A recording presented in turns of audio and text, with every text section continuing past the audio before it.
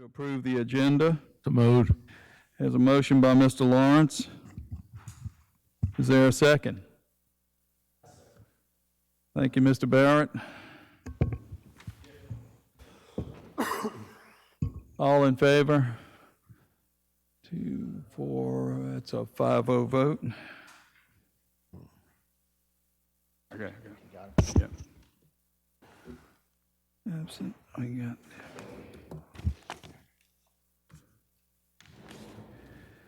All right, this time, and Peter, I need you here handy with these motions.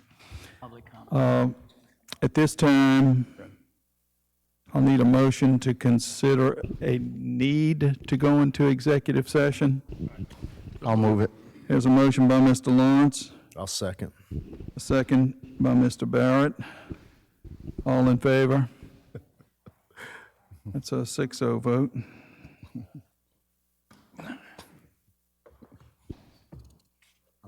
And at this time, I'll need a motion to consider going into executive session. So moved.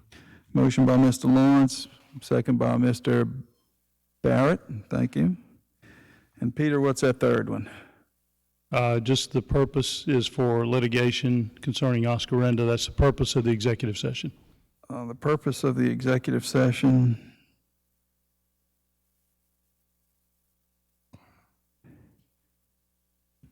is, say that again so I can get it down. Litigation against Oscarenda Corporation.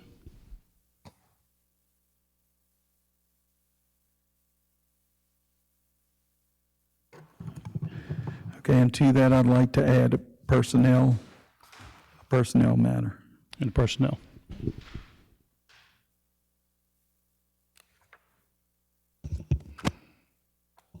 All right, so I'll need a motion on that purpose, Mr. Lawrence. I'm hoping, is there a second by Mr. Barrett? Okay.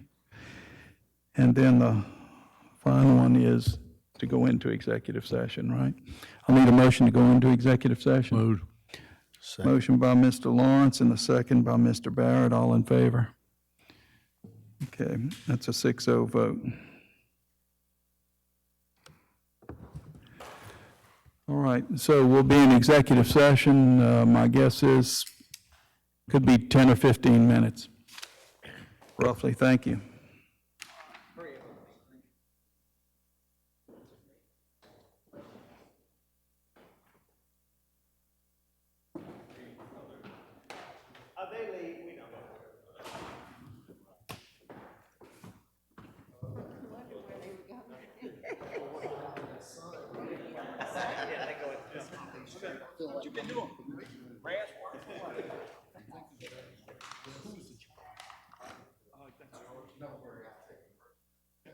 All right, I'll get with you. All right.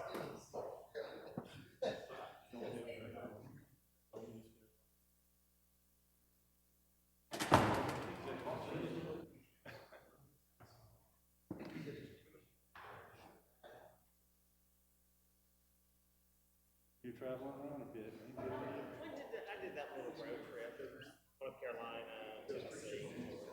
It's nice, it was good, get away. Huh? We need to pay for when I got back. Oh, there was so much shit on my desk.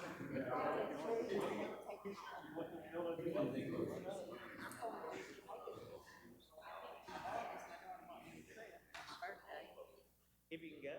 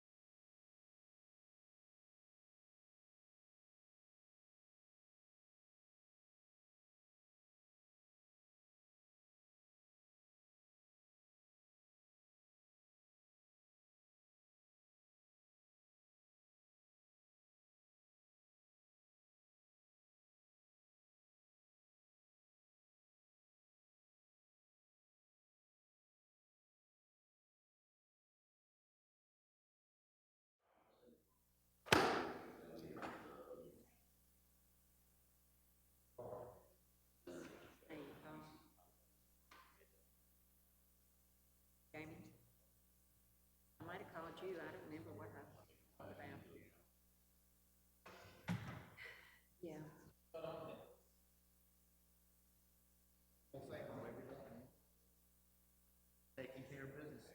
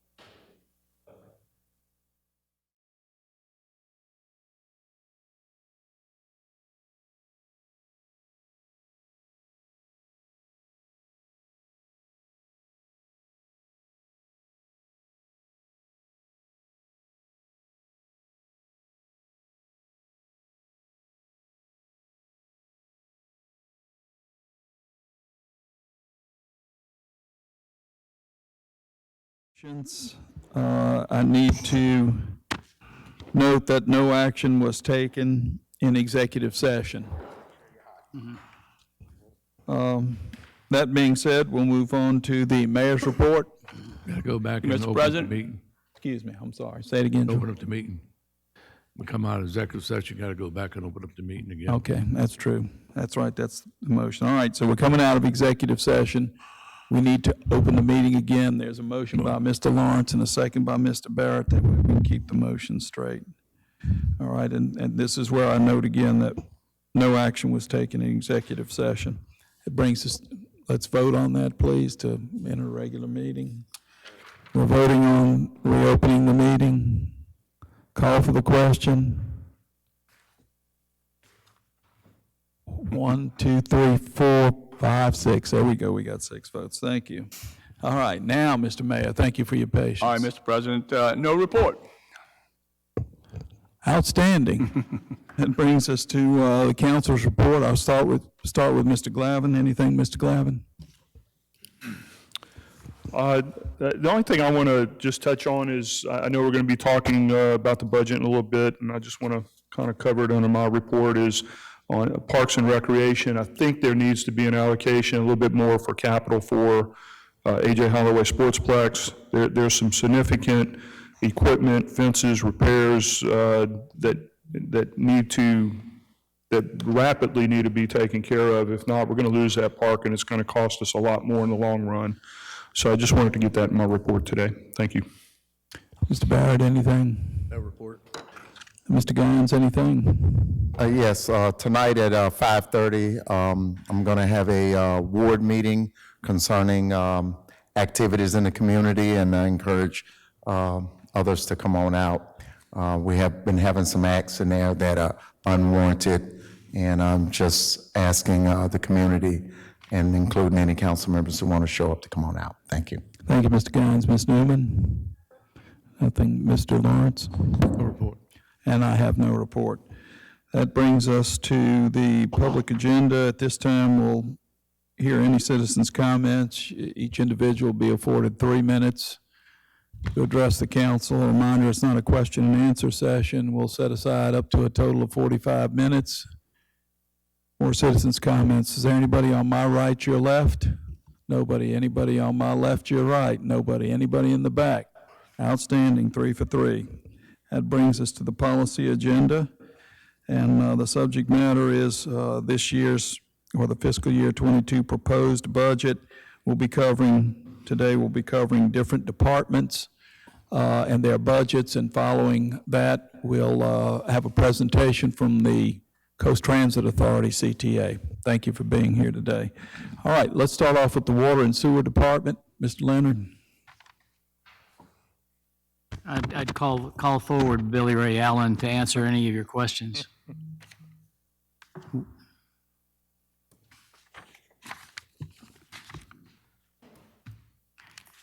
And I would remind the council that previously you approved a 2% annual increase in our water rates for this year and for the next 3 years, and that increase is built into our revenue numbers for the water sewer fund, operating fund.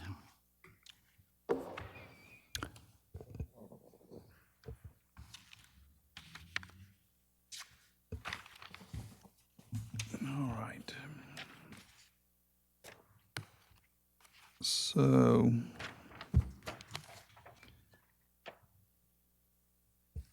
and Mr. Mayor, I see that you gave us a sheet. That is. And- That's the sheet. Everybody should have this sheet that kind of. Right, I don't see, I don't see water and sewer broken out.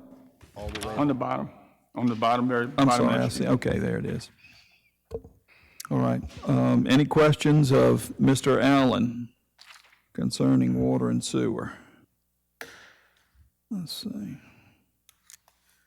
We have a draft budget from the Harrison County Utility Authority that our budget is built into.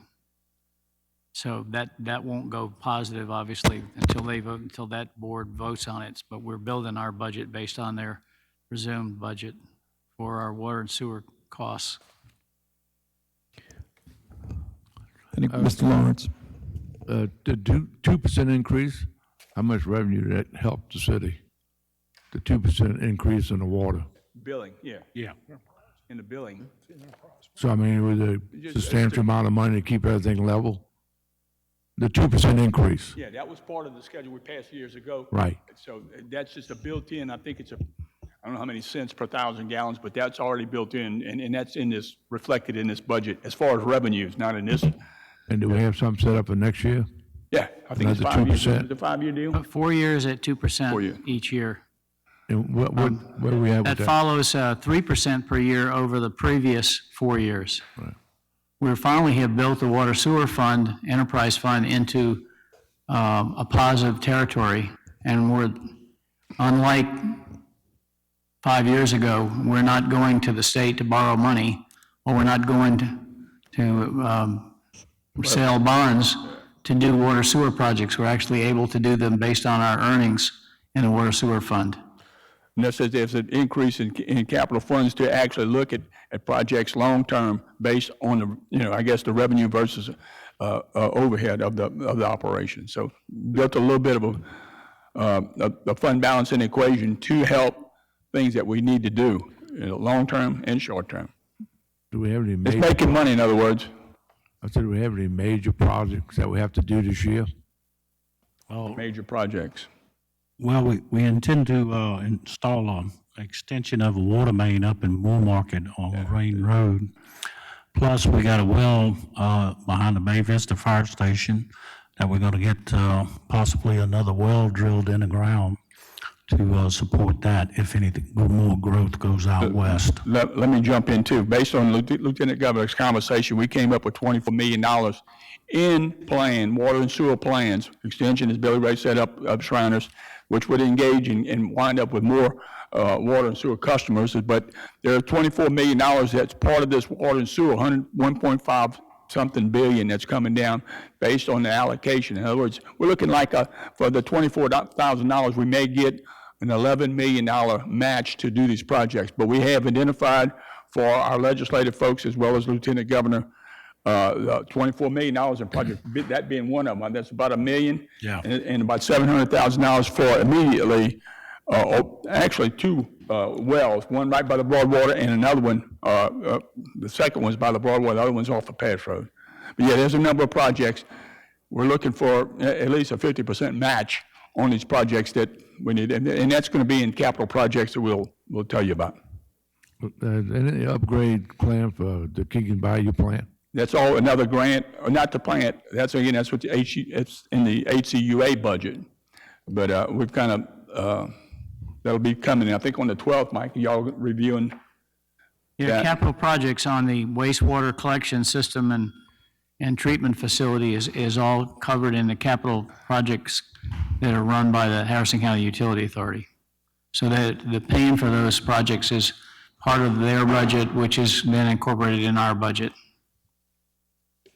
And the last time you adjusted the interest rates on Harrison County thing. That is reflected, the reduction in debt service in this budget.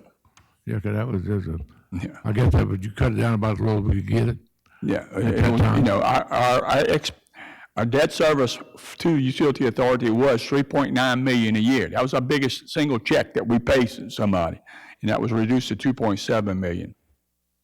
Yeah, so That goes on for about 30 years as a course of the debt service that we refinanced. That went from about 5% plus a $20 million swap. That was another story back when, the debt, actually interest rates were off the hook and there was a stabilization. That swap is for the stabilization.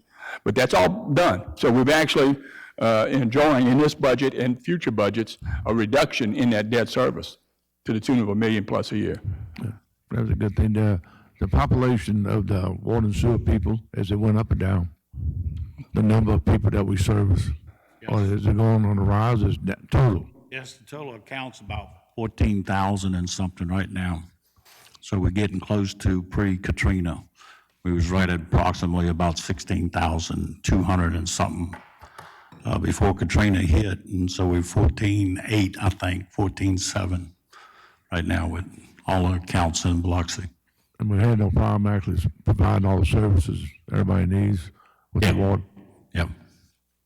That's why we want to get and extend the water system out in the north, because as the growth pattern seems like it's going out there for the larger subdivisions. And then on the south side, we plan on replacing some of the old piping that's been out there for longer than 40, 50 years.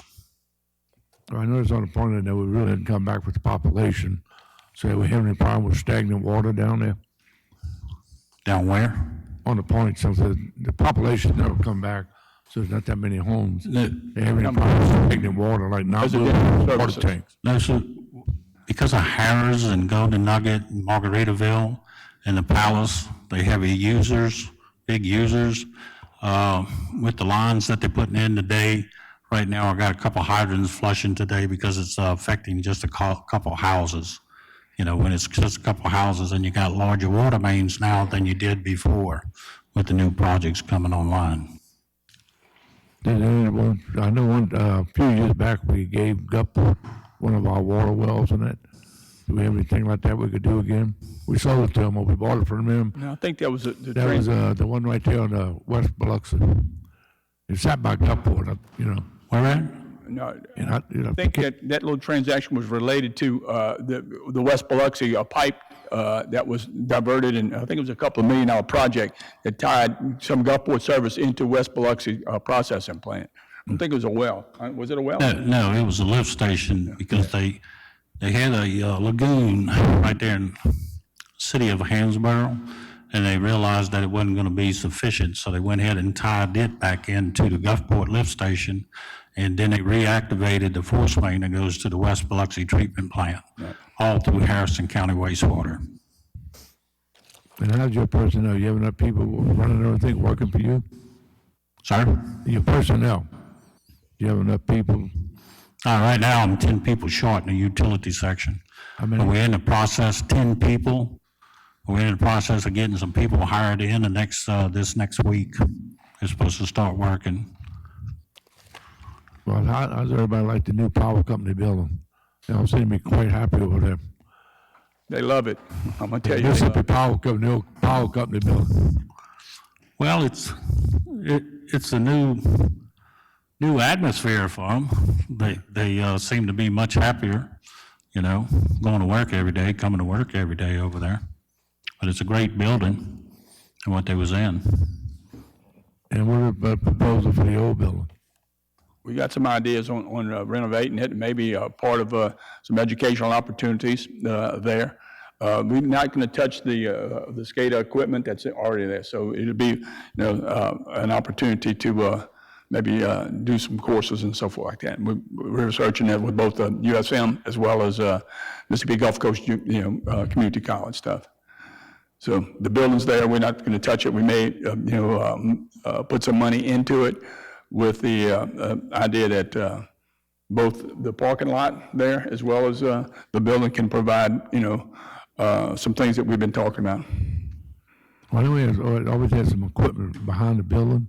Do we still own that lot behind? Yeah. Yeah. So that's one complete piece of property. That's one complete piece of property that, we've been kind of having some conversations about what is needed as far as parking, especially Second Judicial Courthouse. But most of that equipment that can be stored in, what we talked about on Crawford Street. So some of the stuff that's out in the air now may be relocated to Crawford Street in Johnson Diesel Building. Thank you.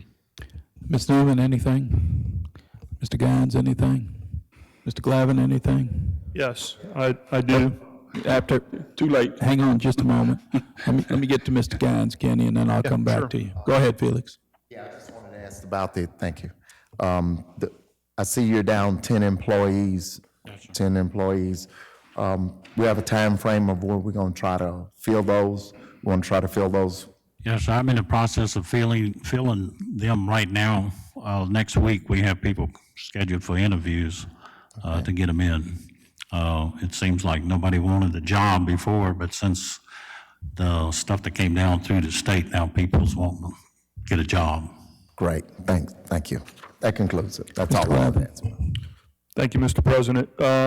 Yeah, my questions for Public Work and some of my comments. Number one, in this budget, we're proposing between engineering and Public Works, $1.1 million in capital outlay, to give you the tools to do your job. There's a lot of, and it's well documented in these meetings, but it's important to talk about them in these budget meetings, a lot of areas, and I'll just name a few. Gay Road, Mr. Lel Thompson, there's just a low-lying ditch. It cannot be a wetland area. Hasn't been cleaned out, according to him, I don't know, in a few decades. How do we get these projects, or do you have them identified? Do you have every ditch, drainage ditch identified? Yeah. And how do we put the priority and then the maintenance program on them to ensure they're operating at peak efficiency? We just create a work order request, service request comes through the office, and if not, then Mike has a schedule that he goes by. Yeah. By prioritizing. So, Director, I'm assuming maybe in the past, we've struggled with the right staffing, and now that we're adding the staffing component to that you'll be able to get to those things a little bit more rapidly, correct? Yes, sir. Okay. Let me jump in, and Nathan touched upon some things, and I think everyone touched upon. We actually put some significant contractual services. So if we can, as we mentioned, using a contract, a third-party person to do ditches, and, we, by the linear foot, but it becomes a scheduling. I think the additional 10 folks will address, what needs to be done, how many times it needs to be done, especially when it comes to, grounds care. So my other comment, and I've made these comments before, is there a coordination with the county, with their vast resources that seem to be more than ours, to coordinate, because we are a part of the county, right, Mayor? To coordinate, 20% of it. to coordinate our efforts as a team and say our maintenance program is this and your maintenance and resource program is what it is. Can those two kind of coordinate together, or is it, there's some difficulty in that? Sometimes. Sometimes, okay, so. I'm gonna give you an example, Jim Bird Road, they had 20-something people out there, I had 4. And our 4 had to do the pipe work. And I'm not trying to put them down or anything like that, but when we go to work with somebody, it needs to be a team effort. I totally agree, and it seems like, and this is my perspective over the last 8 years, that everybody wakes up and there's good intentions. The county has good intentions, the city has good intentions as far as Public Works and their county crew, but it just seems to be missing that we're working on two different plans. And it's so essential. I know they got other cities and areas, but if we had a coordinated effort on what our annual plan is, it just seems like it would be better. And I don't know how we move that needle, but there has to be a breakthrough on that for us to operate at peak efficiency, and it'll probably cure some angst with your department, and I'm sure their department too. Yeah, I agree 100%. It's just that the day that they was doing Jim Bird, their supervisor was not on site. And so their workers was there, and so Mike took the lead, and they went ahead and started doing the drainage pipe, crossover pipes, because it needed to be done. Couldn't just stand out there and do nothing. Another example is the Bees Road. That was a partnership between the city, Biloxi County, and Gulfport. And so the county guy calls me, I go ahead and set him up for the manhole risers because they was lifting it up 1.5 inches, 2 inches. And he comes by the shop and we give him the risers. We make out a service request, a work order showing and charging them to where they go at. And then he gets out there and the day of the pavement, he calls me and wants me to pull a rabbit out of my hat because they didn't bother taking them and going trying them, so they was the wrong size. So that got delayed. It still got paved and everything, but I don't have no control over their people. All I can do is call their boss. I totally understand. I hope that we can move into finding the way to be able to bridge that gap. I understand it. Yes, sir. And I'm not pointing fingers, somebody's wrong. I'm just saying we could be better if we find a way to bridge that gap. And I understand that they're the county, we're the city, and sometimes that may I be even hard to do. asked them if we could come out and get the measurements to make sure we get the right rings before, and that was about 5 days before the paving was to take place. But in the meantime, we got other things going on too. Okay. That's all I have. Thank you, Mr. Glab. Mr. Barrett? Only question I have is, I see between personnel contractual and capital outlay, we have about a $1.7 million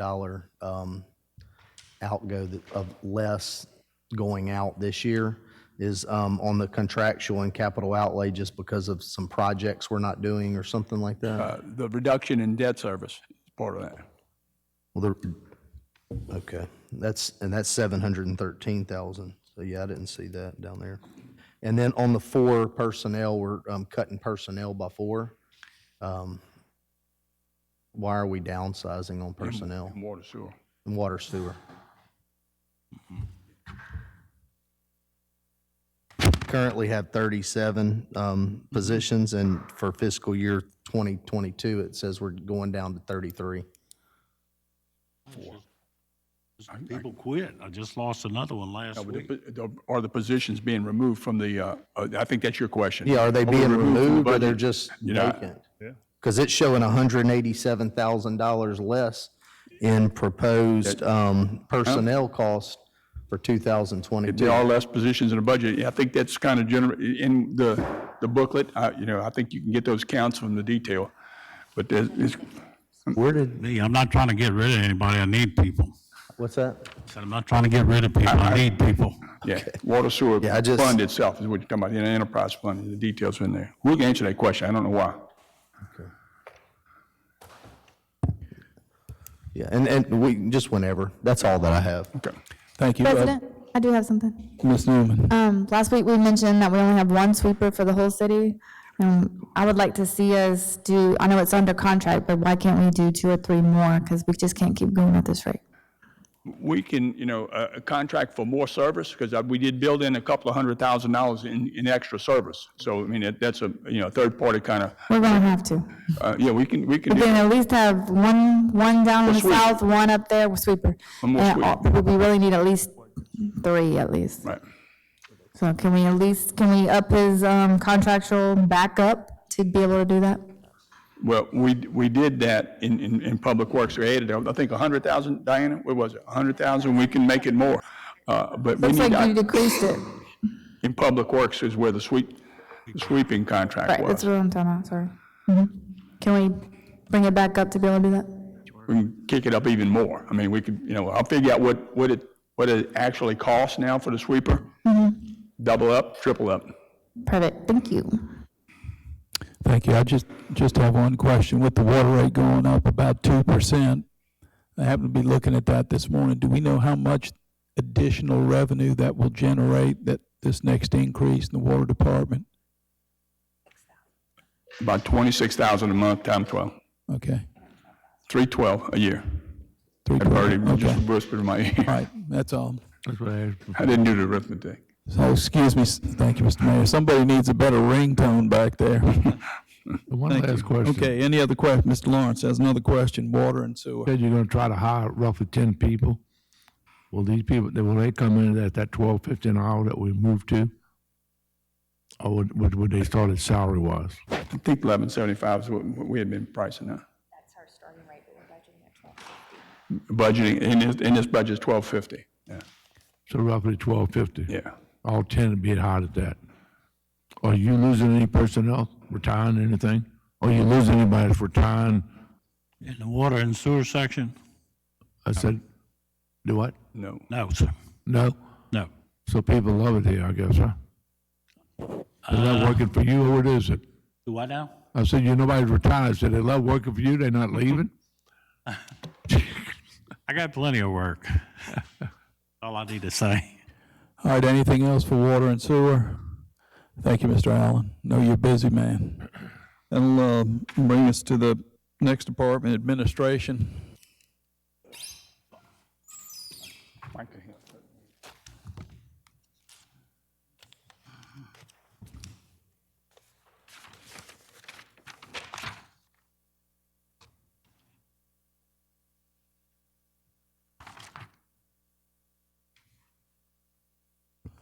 Somebody want to talk to us about the administration budget? Just an intro? Just repeating what's in front of you, you can see the body count stays the same. There's no new hires, no reductions. So it was 24 bodies last year, 24 bodies this year. start with One of the Mr. things that you'll find in the administration, remember that we put all the IT software into the IT department within administration. So you see a big number there. That'd be under contractual. Other contractual services, Okay, and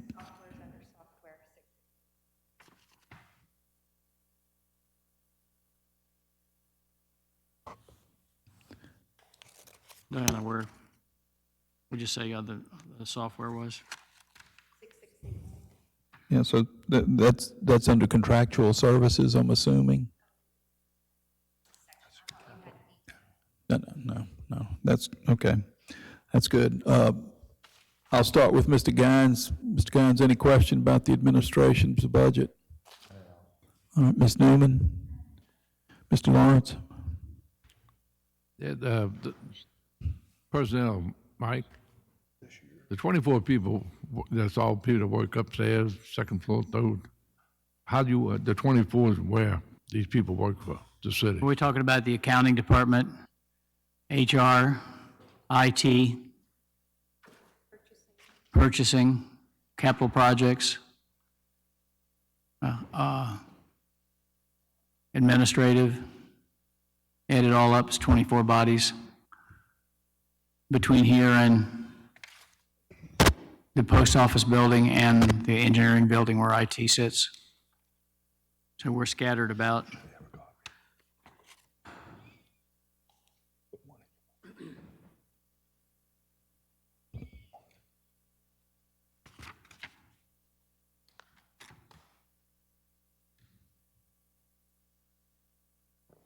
So unless you have any questions, Any other questions, Mr. Lawrence? it's basically a repeat of Just looking at everything 21. right there.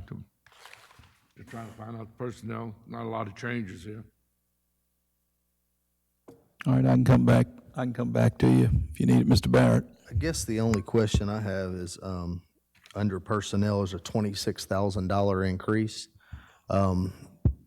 What, if we haven't given raises, where is that coming Some from? change of responsibility, I can't answer totally, but that, it's not a whole lot of change. I know that we haven't, I know it's, I mean, that's not a lot in the grand scheme of things, but, we haven't discussed raises for our firemen, our police department, things like that. But this is, I'm just wondering if that's something, just someone being promoted or? Maybe some change in responsibility, and that somebody took one job in one position who was, I'm not sure. All the salaries are the same, the changes come from the benefits with change in marital status for insurance as well as Okay, education. so it's no salary increase, it's just total cost, okay. That's all I have. And to be clear, just an associated comment, we're going to be talking about the compensation schedule this last quarter of this calendar year in hopes that we have something ready to go and implemented for January. Is that correct? Right, and we talked about the whole grand scheme of things, about as far as paid time off, evaluation on a regular scheduled basis, and some sort of long-term 5-year plan that if we have an increase or decrease, to look at whatever we do now affects 5 years from now, and just take a good hard look on the steps in between each job description and classes and so forth, and if there's anything that needs to be done, from a civil service. I mean, we wouldn't really need to in-depth take a look and restructuring that. All right, so it's really salaries and, I guess, benefits and leave and that kind of stuff. And health insurance, the stuff that I guess the insurance committee, all needs to be wrapped into the equation. Right, okay, that's a tall order, but we got to be looking at that this last quarter. Mr. all I Barrett? have. Mr. Glavin? Question? Mr. Lawrence, last chance. You need to get a mic. No, I'm talking about, so when they record everything, to see, you always saying that, right? When the people on TV want to see you, hear you. So I couldn't hear you, but I'm just saying, you're not going through the machine. You always try to speak to a mic or something. Okay. That's it. Are you good? That's it? All right, we're done with the administrative budget. We'll move to the executive budget. we'll start, Mr. Barrett. You mind if we start with you? Any questions about the executive budget? I'll let everyone else go, and then you can come back to me. I'm Okay, looking over Mr. it. Glavin, any questions? Yeah, I know some of the council members have expressed a desire to add a little money in for whatever contractual services or whatever we want to call it, in case we had an issue that we wanted to look at and retain a professional for that. Maybe we need to add 35,000 to the legal budget. I mean, to the legislative budget, excuse me. All right, we'll get to that next. Okay. We're on executive right now, which is basically the mayor Okay. and All the right. folks, but good point, noted. Not asking you for a question yet. Ms. Newman, any questions? Mr. Lawrence, anything? No. All right, there being no questions about basically the mayor's budget, we'll move to legislative. I reviewed the legislative budget with the council clerks. Mr. Glavin, I think Mr. Deming expressed the same interest, and that would be adding additional funds in case the council wanted to get an outside attorney, so to speak, to get a different opinion or an opinion of legislation, or had a legal question or whatever, or wanted to look at some sort of accounting question or study or whatever. You may have other things in mind, but your point is we need to put some money in the budget there under contractual services in the legislative department. Any thought? Plug figure, 25,000, 30,000? More than likely, I'd say other professional services would be the more logical place to put that money. Okay. Other services and charges? We may not ever use it, but at least it's there in case we do need to use it. I'm thinking 35 would be a good number. Before, let me say, you know, we've kind of been very strict and structured on how we've been attacking. You know, when I took office in the budget in the legal department, you know, it comes from being tight on what we do, and we actually did some bidding. So I mean, I would respectfully kind of would ask Peter exactly what we're trying to do before I would, throw 35,000 an issue. I mean, it needs to be well tacked and well coordinated. And, you know, if you have questions, I mean, you know, the structure we have can address those things. And Peter, correct me if I'm wrong with, you know, how we've been attacking legal services, and you can notice that we're, you know, moving in a downward direction. So less is more in this case. And I would kind of caution everybody to let's get together and see where the need is and address it. Yeah, and I'd more or less caution you. I think there's an AG opinion that says the council cannot hire an outside attorneys. If you wanted to do something like this, you might have some extra money in the mayor's budget that y'all could draw on through there. I mean, I just heard the possibility of this, and somebody had sent me the AG opinion saying, there's not really a mechanism for that, but this could cover any type professional. So, you know, how it's done or how it's formulated, it doesn't really matter to me. I don't mind anybody talking to me about something or questioning what I'm doing, but the mechanism of budgeting your own special counsel attorney may run afoul of some opinions. So. Well, and it may not. My understanding is there was legislation passed, and I may misunderstand. My understanding was there was legislation passed a couple of years ago that permits the councils or aldermen to secure legal services or accounting services, for that matter. I think Mr. Glavin's intent is, I don't view it in that restrictive light. I think it's for any kind of professional services if we want another opinion. I think there are some on the council who may feel that you represent the administration, and to that extent, your opinions may be filtered in that respect. I have a good relationship with you. I think everybody here has a good relationship with you that I'm aware of, but sometimes maybe a second opinion the council may feel is warranted, whether it's an accounting issue, a budgeting issue, or any other services for that matter. But I think Mr. Glavin's point is he'd like to earmark 35,000 in the contractual services Professional. portion of the council's budget. Let me jump back again. And now, what Peter does, there's also about 5 other RFPs that we talk to in different areas of legal. So, it really needs to be fit. Where it's proper and needed, there's a lot of areas that we need to cover, and just instead of, winding up crossways with what's already been done. So I don't mind putting it, it's just a number, but the need needs to be justified and really nailed on where this would be beneficial. And, may I? Sure, Mr. Glavin. And this is not to be contentious or combative. Precedence was set, I believe, when we were contemplating the baseball stadium years ago, and I don't know what bucket they got the money out, or we actually drew out of, but we actually brought in an attorney to kind of review the feasibility study and what we were doing to make sure that it made sense. And it may not be an attorney like Paul said. It could be an accountant opinion, second opinion, or what have you. It's just earmarking a number. We may never even touch it. Hopefully we don't. But I know some of the members have expressed a desire to have that resource. And that's all I have. Thank you. Mr. Lawrence? I think all it is a backup plan for us. We deal with the administration, and he deals with the lawyer that works for the city. But sometimes we need maybe another avenue to discuss the different things.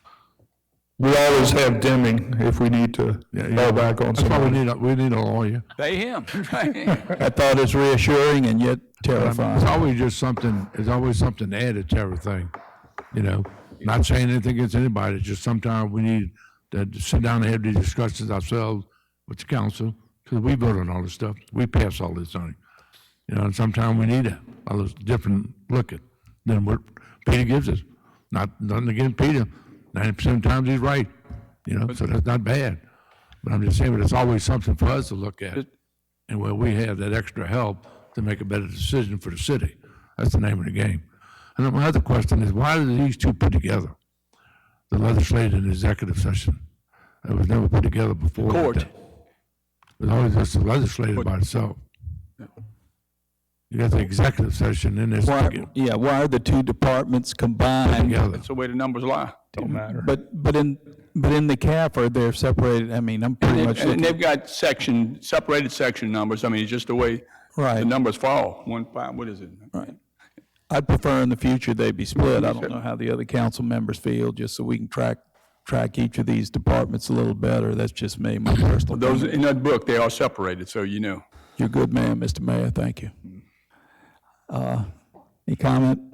Ms. Newman, question? Mr. Gons?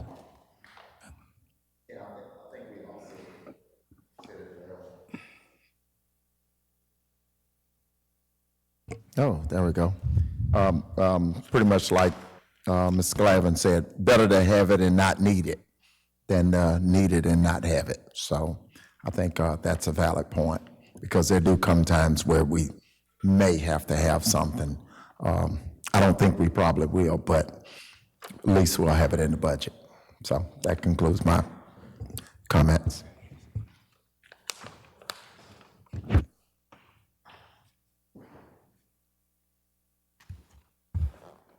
If I want to ask you, how do we go down 20,000 in salaries? What do you say? 19,500. Like in the legislative, we went down $19,545 in salaries. Well, That's going to be because Lucy retired. yeah. Lucy retired, her salary and benefits. That's basically what the So we reduction talking about is. salary, not benefits. And the longevity pay with that for her too? I'm sorry, say again? The longevity is 3,000, we're going down there. Yeah. I was just trying to figure out Personal how we went down $36,000. That's why I was looking at how the salaries, was that much different between hiring a new boy, or just because all three of them made less Yep. money? Salary and benefits. There's actually that much difference. It's salary and benefits exclusively, I believe. And yeah, it was a big chunk. I think the net was with her salary and the value of her benefits, that and the difference between the new guy coming in with, what, a year or two's experience in the city, she left with a ton. So yeah, that accounts for the entire difference. See, that's what, the reason I asked that question, because just like that, you're just talking about a few people. There's only 10 of us. Yeah, one of them was I at a don't higher know- pay scale, and that's what we said. Lucy retired, and it was about $30,000 less, I'm wasn't it? saying throughout the city, since we hired a lot of new people, then it look like some of these bases and all these different departments, the salary should go down. Because you're hiring 20 new people at the lower end, and you're losing people at the high end. So why not reflect on that in like the total budget? It is. No, I'm not talking about us, I'm talking about throughout the budget itself. It is. What do we have in total payroll, like last year compared to this year? That's compared right there in these two columns. That's wages and benefits and expenses of those employees at 20 or 30,000 plus the match and plus the other exposure, workers' comp, insurance. It's all wrapped up in that one column called personal services. Yeah. So that's why I was just wondering, so it hadn't fluctuated that much. Like this, I mean, it was just 10 people you're dealing with here, and it dropped $34,000, which is a pretty good change, you know? Right. But all up, I'm just looking at some general figures on the spreadsheet I generated, and over the years, our payroll has been anywhere from right at $40 million to 42.8 a couple of years ago, and I think right now with the numbers we're looking at, it's going to come to about 42.6 roughly. I think Diana may have a better figure than I do, but 43. 43. 'Cause I know I'll be relatively close, not exact, but so generally our payroll runs between 40 and 43 million, depending on whether we're adding people or it's a tight year and we're not filling positions, and you know, Well, you and get 37 more in that 43 million, that delta between 40 and 43. right, and just because we budget for all these positions doesn't mean all these positions are filled all the time. There's Right. always a number of empty slots as people come and go before we fill them, if we're able to fill them. So- And again, keep in mind, Mike will probably reiterate this, but that's one, we had a number of vacancies in the middle of COVID that we kind of put the brakes on. That was still part of the budget. Right. But the actual versus, budgeted, some of those vacancies that are being filled now are, why these numbers have done what they need to do. Well, and just keeping an eye on the job postings, my guess is at any given time in the city, probably 3 to 5%, at least 3 to 5% of the positions are probably empty, so there's no money going out for those positions until they're filled. That's going to vary from month to month. I'm sorry, Mike, go ahead. Well, I was just going to comment, Mayor, I heard him say my name and I woke up. We finished that last budget year with more than 40 vacant positions, and many of them are still vacant. So we're clawing our way back in a difficult hiring mode here when people weren't looking for work. Well, at some point, they're going to be coming back to work, and that's why we really need to do a good job on this, looking at this compensation business, the whole ball of wax. I'm sorry, Mike, continue. Yeah, well, as you see, when we get through some of these other departments, we're still at a point of in many cases, have very senior people have gone away and been replaced by junior people, or not replaced at all yet. So we're very much in flux in the personnel world. I mean, even in the admin department, we've had 2 or 3 people in accounting leave and come back and rehired. There's a change in HR. Even in the admin areas, we've had a lot of flux in the last year. Yep, people retire, people move on, whatever. Okay, anything else on the, I think we were earmarking if the administration would note that we're looking at adding 35,000 to other services and charges, maybe we use it, maybe we don't, but it'll be there. Okay, that brings us to the legal and courts, Mr. Abide. Mike, you may want to give us an overview, and Peter could probably answer any specific questions.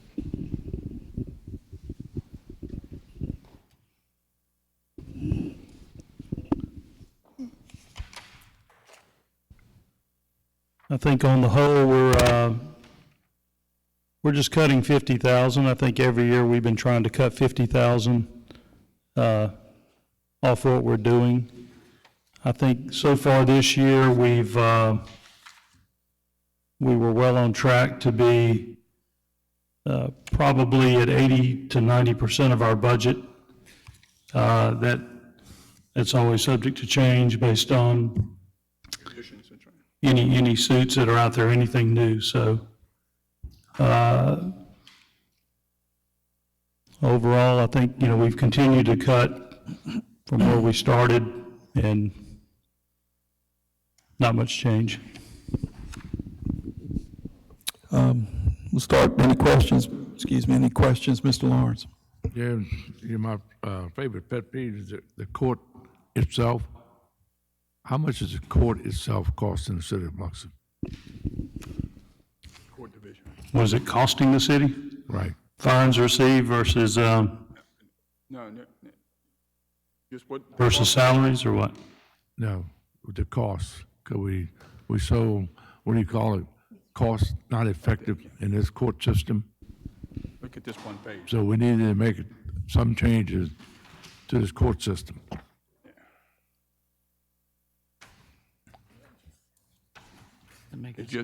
It's just salaries and operating and, Salary. That's other. yeah. There's a court section, right? This was a court section. I mean, because we have a little dead air time here, I'll make the observation, and according to the figures I'm looking at, based on the CAFR cost, just in personnel services in court and legal, in fiscal year 17, it was a little under $1 million at $975,000. And what's proposed for next year is $845,000. The total, that's just personnel cost. The total budget for legal fiscal year 17 was $2.2 million. And we're looking at roughly a tad, that's right, a tad under $1.7 million. So we're, over the past 5 years, we'll be budgeting $500,000 left. Is that accurate? Yes. Is that? Yes. Sounds right. So I know, Mr. Lawrence, you were You're concerned asking about what is the cost. cost of all the salaries for the court department? Is that? And supplies and. And run that roughly $1.5 million. $1,600,000, eight. I mean, the salaries for everybody in the court department is a little over 800,000 if you add in all the fringe benefits, incentive pays, things like that. There's 13,000 in expenses for the courts. I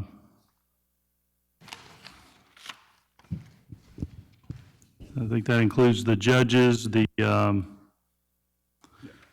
prosecutors, and then all the court staff there. We added a community court judge, I think, Community court about a judge. year ago. And then we went from 2 full-time judges after we addressed that bump in what it was going to take based on the lawsuit, the ACLU suit, 16, was it 2016? Where there's an additional about $400,000 to that operation based on the settlement of that suit. And then I think in March of 18, when did the lawsuit go away?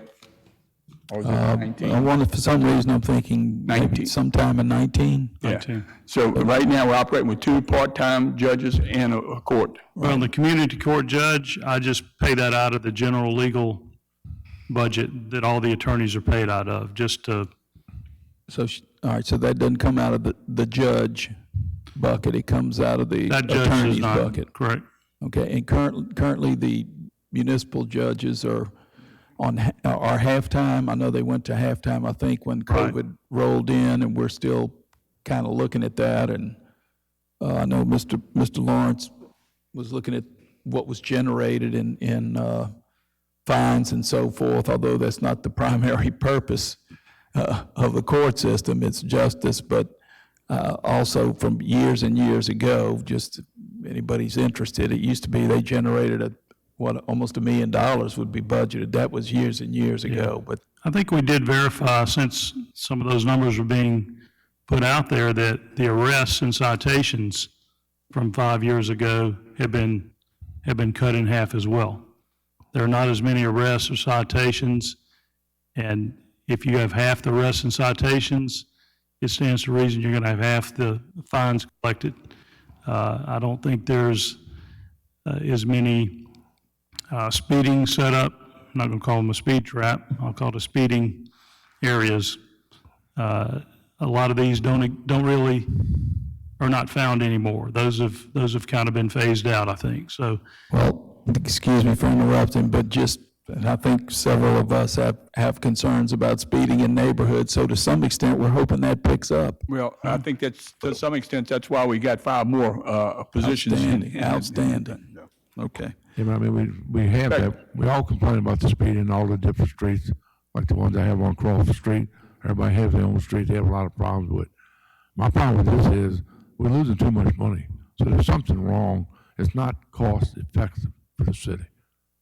Well, The problem, when you're that much different, when you're putting out, taking them out in, there's something wrong with the system. let me respectfully take issue on what, and I think Mr. President made some points on what are we in this business for, and how we actually cost effective is something that I would take exception to, and I would actually look at numbers in, out, and what the result is before I would say it's not cost effective. But my position is that we're doing the best possible we can do. Well, I would think there are some services that the city has to provide that are not going to be money makers.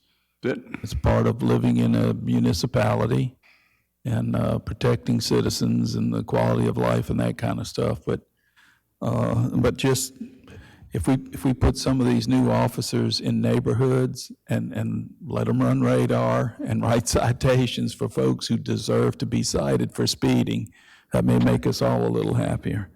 Well, I think as the chief talked about, we're in 128 on the ground right now. We're going to build that up to 145. Right. Mr. Lawrence, I'm sorry, you had another question? Well, my biggest thing is still, it's too far the line. There's something wrong with the whole system, to me. And that's why I say it's not cost effective when the citizens is losing $1.2 million in any. I take exception to it's not cost Well, effective. You can say we could do a better job, but I take exception it's not cost effective. It's as effective as you possibly can get. Let's just talk one at a time. I can't follow this, and I want to follow it. That's what I said, I'm not making these numbers up either. Every year, I don't we're know what not numbers you're collecting. looking at. We're not collecting the You're money. not collecting. That's a lot different than being cost effective. And there's a lot of factors in. Have you paying attention to what things are happening across the world? And, collecting is a lot different than generating revenue by opening a fine. There's a big difference on what you can get versus what we've done through court orders and that sort of thing. It's not like the old days. And that's something you may be talking about and maybe not understanding. I will work with you and try to make you understand what it is. Collecting and getting a fine and getting a judgment, two different animals. Well, collecting, if the judge is not doing their job, then we're not collecting anything. You're wrong. That's the problem. Wrong. You stand with the same system that's failing, is not working. It's not the same It's system. not cost effective. You can say what you take exception to it. It's a proven fact in the last 3 or 4 years. We're losing too much money in the court system, period. Take exception. We just have to agree to disagree. Yeah, I disagree with you completely. well, I It's a think proven fact. it's These a numbers don't lie. matter, it's a matter of police personnel. I think if you had more police giving tickets in high traffic or worse areas, I mean, that's how the police have been deploying their assets. But if we had more arrests, we would have more fines. Engineering does not make a profit. Parks and Rec doesn't make a profit. Wait, let me stay on and jump on you. Okay, if you really want to see how it happens, go down to court. Okay, first of all, you know how many people you can put in jail right now? How many city Biloxi did you can put in jail right now? 5. And if you don't think these people who get arrested over and over again that are charged a fine, they don't have to pay a fine. They know the drill. And that's a problem. That's a problem that's, maybe you don't want to talk about, but it's a big problem. There's no teeth in what we're doing. That's not effective. If that's what you're saying is not effective, we've got to get effectiveness in the judgments that are made and how we go about doing business. And That's that's something I'm trying to get you to look at, that's all I'm trying to we've get. been looking at it for years and years. We've been looking at it, but when you It's can't, just, it's too big of a difference. And I'm not saying, But I'm not here to make money, nothing. All you want to do is half these things just to pay for themselves. That's all. You're not looking to make money, and you don't need to find everybody and their brother. But I mean, just stating that nobody does anything, they don't find them, and they walk out of court. Nobody and they don't pay them. Right. So I mean, that's why I'm saying the system or the judges, somebody's not doing a job here. I mean, that's too big of a gap, money-wise. Period. I mean, that's it. It's a big difference in the money that you putting out to collect. Like you said, you collect 300,000, maybe 400,000. If you look, and we put out $1.6 million. I mean, that's $1.2 million you out. I mean, that's tough. Okay. It's tough to watch the citizens ask the question, why are we doing that?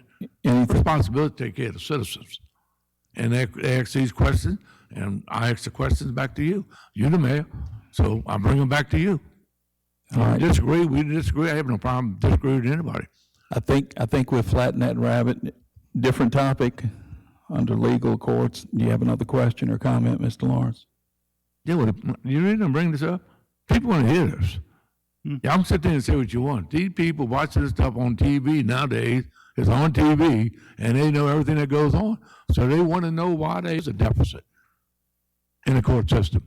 So wait a minute, as a citizen, you work for the citizens, I work for the citizens. They want to know why? So, right, they're on TV, she's got it covered. All right, you get the phone call now. Why'd you do this, and why'd y'all do this? It's not like before when nobody saw anything, now they see everything. So yes, we have to answer back to the people. We can arrest those answers or give them those answers on how it is. And if it's revenue they're concerned about, we can show you how the revenues components is generated and actual actions over the last 4 or 5 years since that condition in ACLU has changed the complete ballgame. And since then, other judgments have said, you can't put anybody in jail. What did we do for not paying a fine? Nobody can go to jail for not paying a fine.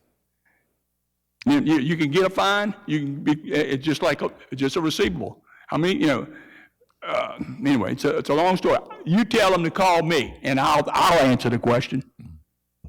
All right. They call me. I'm their councilman. They call me, and my job is to tell you. Tell them to call and me. I tell you, and I tell you at these meetings, so everybody can see that we had a discussion and why it is out so much. And you can say what you want. You disagree. Everything working. It's not working fine.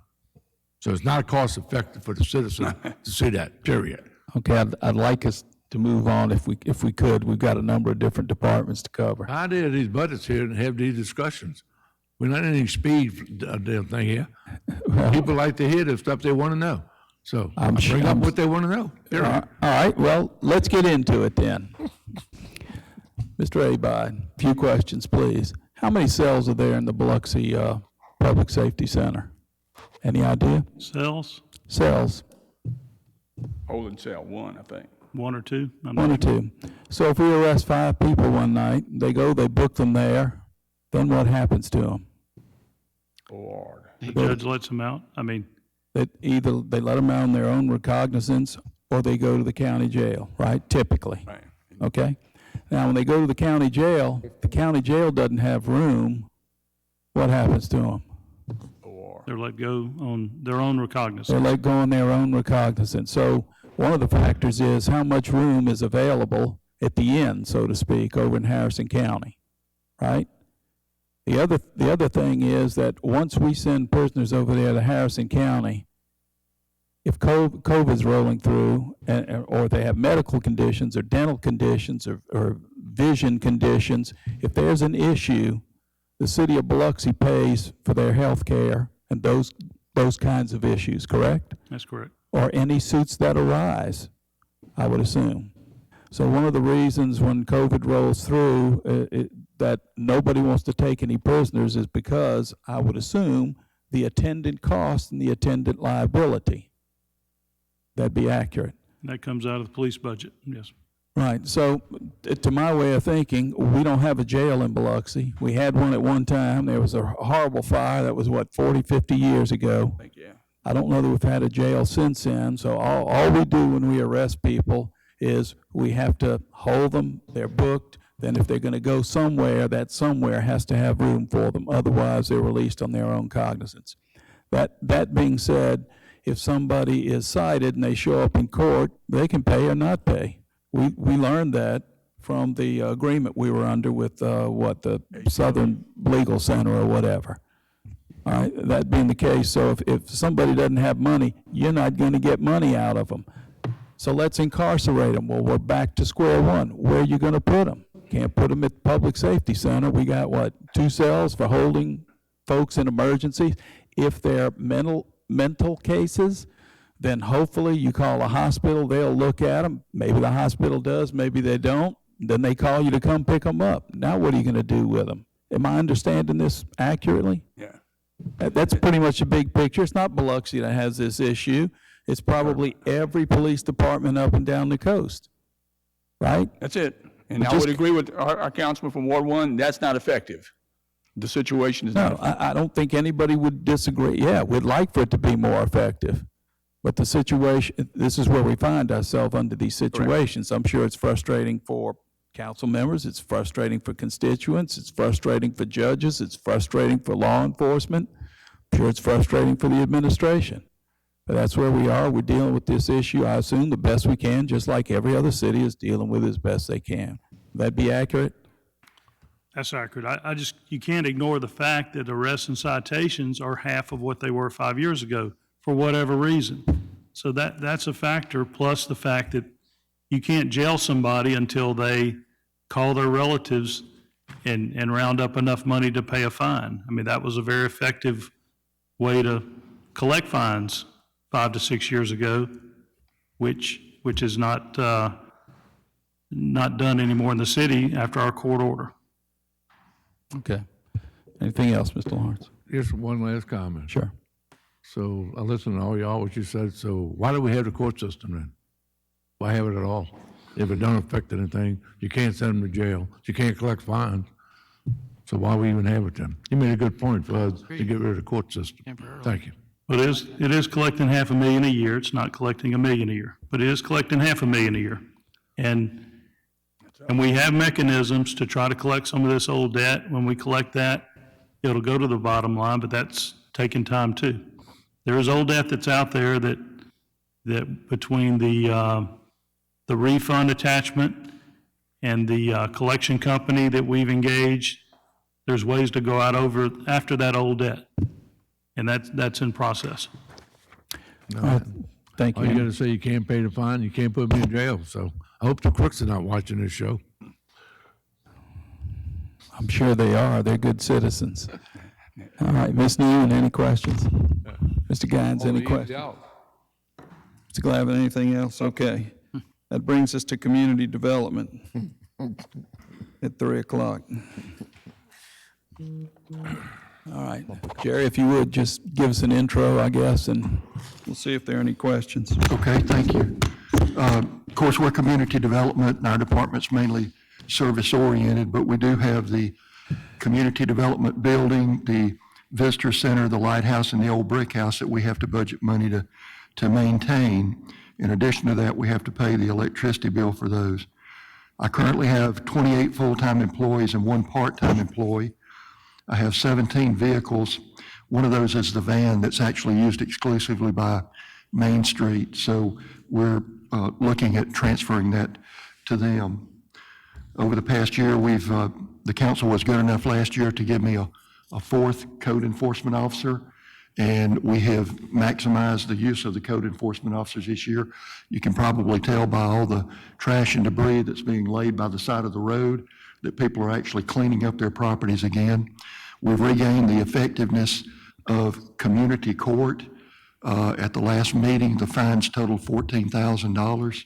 So that's become effective again, and that's motivating people to clean their property up. This past year, or just recently, what we did was we transferred 2 employees. The Civic Center, which used to be under community development, was transferred back to Parks and Recreation along with the 2 employees that scheduled and maintained the Civic Center. But I am asking for 2 positions this year. one for community development and one for the visitor center. What I'd like to have at the visitor center is an employee that's responsible for maintaining the building and the grounds the proper way, making sure that the sidewalks are edged and making sure that the sidewalks are kept clean, making sure that the hedges and the flower beds are all maintained.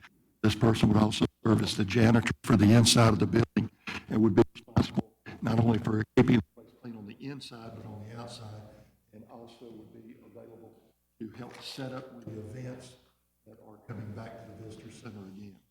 We didn't know last year how many events that we would have this year because of COVID, but all the events are beginning to come back to the visitor center again. The position that I'm asking for in community development is a planning tech 1, which would serve at the planning counter. The person I have there now is just overwhelmed because she's responsible for taking care of not only the counter, which is a full-time job, but she is the secretary for AHRC and DRC, and also the secretary for our contractor board meetings as well. You have to have a person that starts off at that counter, at the planning counter, who has problem-solving intelligence. So it's not a case of just hiring somebody that knows how to type. They have to be able to understand what the customer is telling them and to be able to discern that and to be able to answer their questions about how to resolve that issue. Now, if you look at the numbers, I'm only asking for a $16,842 increase overall, but you have to take into consideration that 2 of those employees were taken out of our budget. Also, some money was taken out for electricity that previously was paying for the Civic Center and some of those things. But we're not asking for a lot. And just to give you a real quick breakdown, and I have a copy of this if you would like it. Our proposed budget is $3.2 million. The salaries and benefits for the department is a little over $2 million. If you take out the salaries and benefits, fuel, gift shop merchandise, other professional services, telephone, electricity, other contractual services, we got to repair our auditorium room roof over there, the tree cutting and the land clearance. And then we're asking for some vehicles this year. That leaves me with $295,000 to operate all 4 of those facilities for this coming year. So with that, I'll be happy to answer any questions you've got about our budget. Mr. Guines, any questions? No. Ms. Newman, questions? Okay. Mr. Lawrence? You said the old brick house. What are you doing with the old brick house? The old brick house is still reserved for events, but we still have to maintain it. We still have to pay the electricity bill, and we still have to keep the grounds cleaned up. And if anything goes out, like the air conditioning or anything like that, it has to be fixed. So we have to budget money every year just to make sure. How much do you have in your maintenance fund to support all these things? Bill, do you have a figure what we've made at the brick house this year? Well, we currently have not had a single booking this year at the old brick house. We have some repairs that we need to do. Actually, there's still Zeta repairs that aren't finished yet. Still Zeta. That's correct, yes. Yeah, we're currently not renting the brick house. We're trying to put it back in service this fall, but we still have some repairs that need to be made from Zeta. We've got the air conditioning repair, which was the major part. That part is done. Now we've got to get some the rail hitch, the board stick. And how about the visitor center? Where you at with the repairs and Zeta? Do we have any money? Did we get some money from Zeta to repair? Well, yeah, we do have Zeta repairs to do. The first is the roof, which I've already approved the contract for the roof, and hopefully we'll see that happening within the next 30 days. There's going to be a big lead time on the roofing material, and we don't know exactly what that lead time is going to be, but Mandel's got the contract to replace that roof, and once that's done, we've got a capital project already funded for exterior repairs to the visitor center, and then there's some interior repairs caused by damaged carpet and damaged flooring from Zeta, but we need to get the roof done first, and then we'll move on to the next phase. All right, thank you. Jerry, You got hit at 87,000 you took out of the museum? What was that? That was the two positions that we transferred over to Sherry Bell. There were 2 employees. Yes, sir, the 2 employees, yes, sir. Okay, so you just moved them somewhere else. You took them out of one and put them somewhere else? Both of them were moved. One of them handles all the reservations for the Civic Center, and the other one was the maintenance person for the Civic Center. So is that plus somewhere else, that 87? I mean, you took That out went with- 87 here, No, but their salaries went with them over to Parks and so you had a Recreation. plus somewhere else. Yes, sir. Mhm. Right, and the Back Bay Mission, I know we'd always been at 50,000 there for them, and they debated on whether that should be in your budget. Is that still in there, the 50,000, or we gonna move it somewhere else? Well, there's been discussion about moving that to non-governmental, but let me tell you about Back Bay Mission helps us with a lot of hardship cases. Through code enforcement, we run into a lot of people that absolutely do not have the money to fix their roof or to remove a tree. You'll remember that we got them to remove a tree a couple of years ago. And whenever we get into those situations, we call them Back Bay Mission, and they've always been very good to help us out with those cases. Matter of fact, I've sent probably a half a dozen people to them in the past month to talk with them about helping us out. I didn't say get away with it, do away with them, I was just wondering, we're gonna move it somewhere else. Yes, sir. It's under professional services. They do to help a lot of people, Yes, sir, they do. Mhm. you know, but anyway, that was something I know was floating around here about moving that 50,000 into another area Right. that you normally give to them. I don't think it would make any difference, they still would help. What we did last year and was, we had cut them back from 50,000 to 25,000.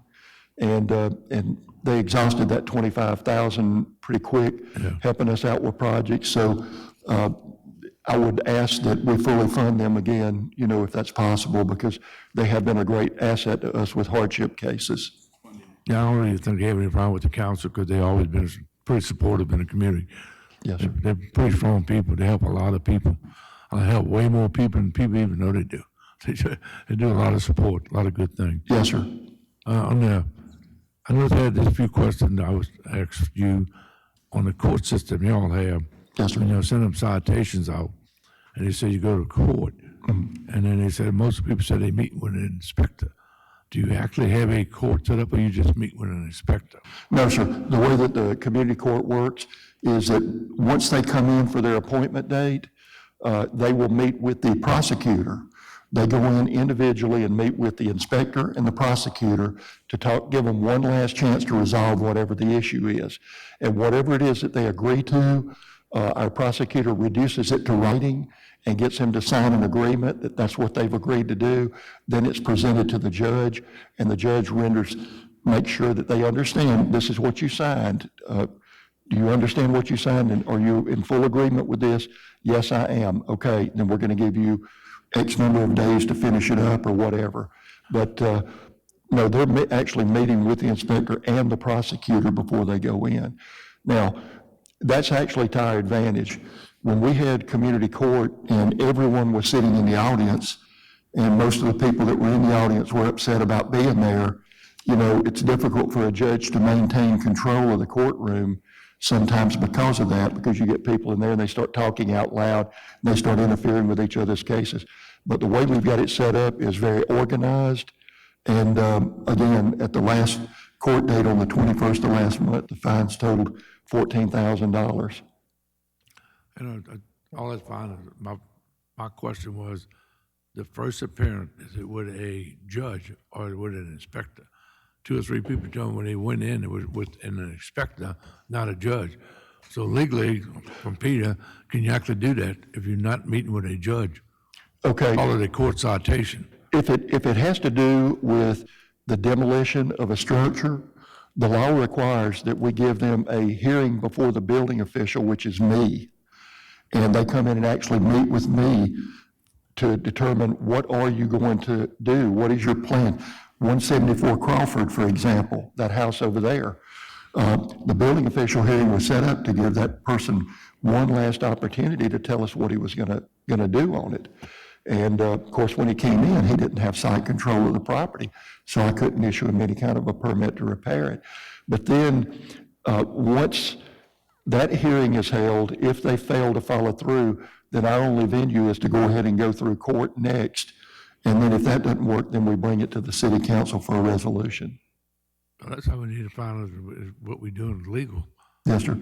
And that's where Peter needs to find out. When you say you're going to court, have a court date, you really don't have a court date, you meet with an inspector. Yes, sir. They're cited to come to community court. They go to the community court building. The prosecutor's there, the judge is there in the same building at the same time. What he's saying is, we ask that they meet with the prosecutor and the inspector first to see if they can work it out. If the person says, I'm not working anything out, he's getting a trial date set by the judge. If they work it out, the judge reduces that to writing, signs an order. So it's a court.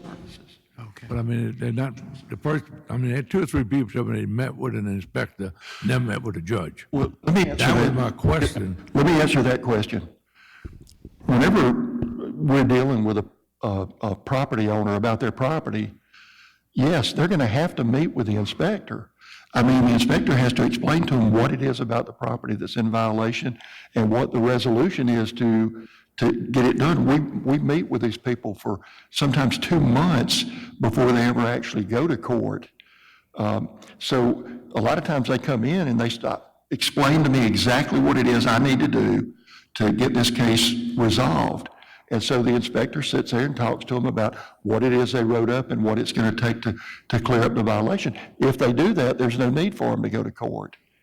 But if they don't do it, then we don't have any other alternative except to take it to court to get it resolved. Well, I just think that's my point, that there should be an inspector, that's fine. If they don't do it, then they go to judge. But I mean, you can't say you're going to have court, then people go in a room with an inspector. Yes, sir. I just don't think that you can do that legally. Right. Well, the inspectors are there, and they meet in the code enforcement room, because when the prosecutor is there talking to them, the inspectors have the ability to pull up on the computer the pictures of the property to show what the violations are. So we use that room, that one room, to use the technology to show what it is that's in violation. But then when they get through there, they move into another room to meet with the judge to make sure that they understand everything that has been agreed to. I'm just saying that's something that you need to maybe reword when you send out them citations. Yes, sir. Because I don't think that's proper. Well, we start off with a courtesy Like letter. you said, you can go to the inspector and get the thing resolved. Yes, sir. So it's not a court That's right. with the inspector. And that's our goal. It's not Handle it that way. it's not our purpose to drag anybody into court unless we absolutely have to. We always try to resolve it outside of the courtroom, but sometimes it takes going to court to get it resolved. It does, but I'm just saying, I just think y'all need to look at the steps and what we call, you can have an inspector and a judge. I don't care, you list them both. I just think you need to cover yourself, that's all. Okay. A lot of them, are, like you said, resolved, just speaking with the inspector, yeah, I'll do this, do whatever, that's fine. My problem is, don't call it a court if there's no judge. I can't go to meet with Fofo and say it's a judge. Right. We're in court, we're not. Yes, sir. I met with Fofo so we can holler at each other a little bit.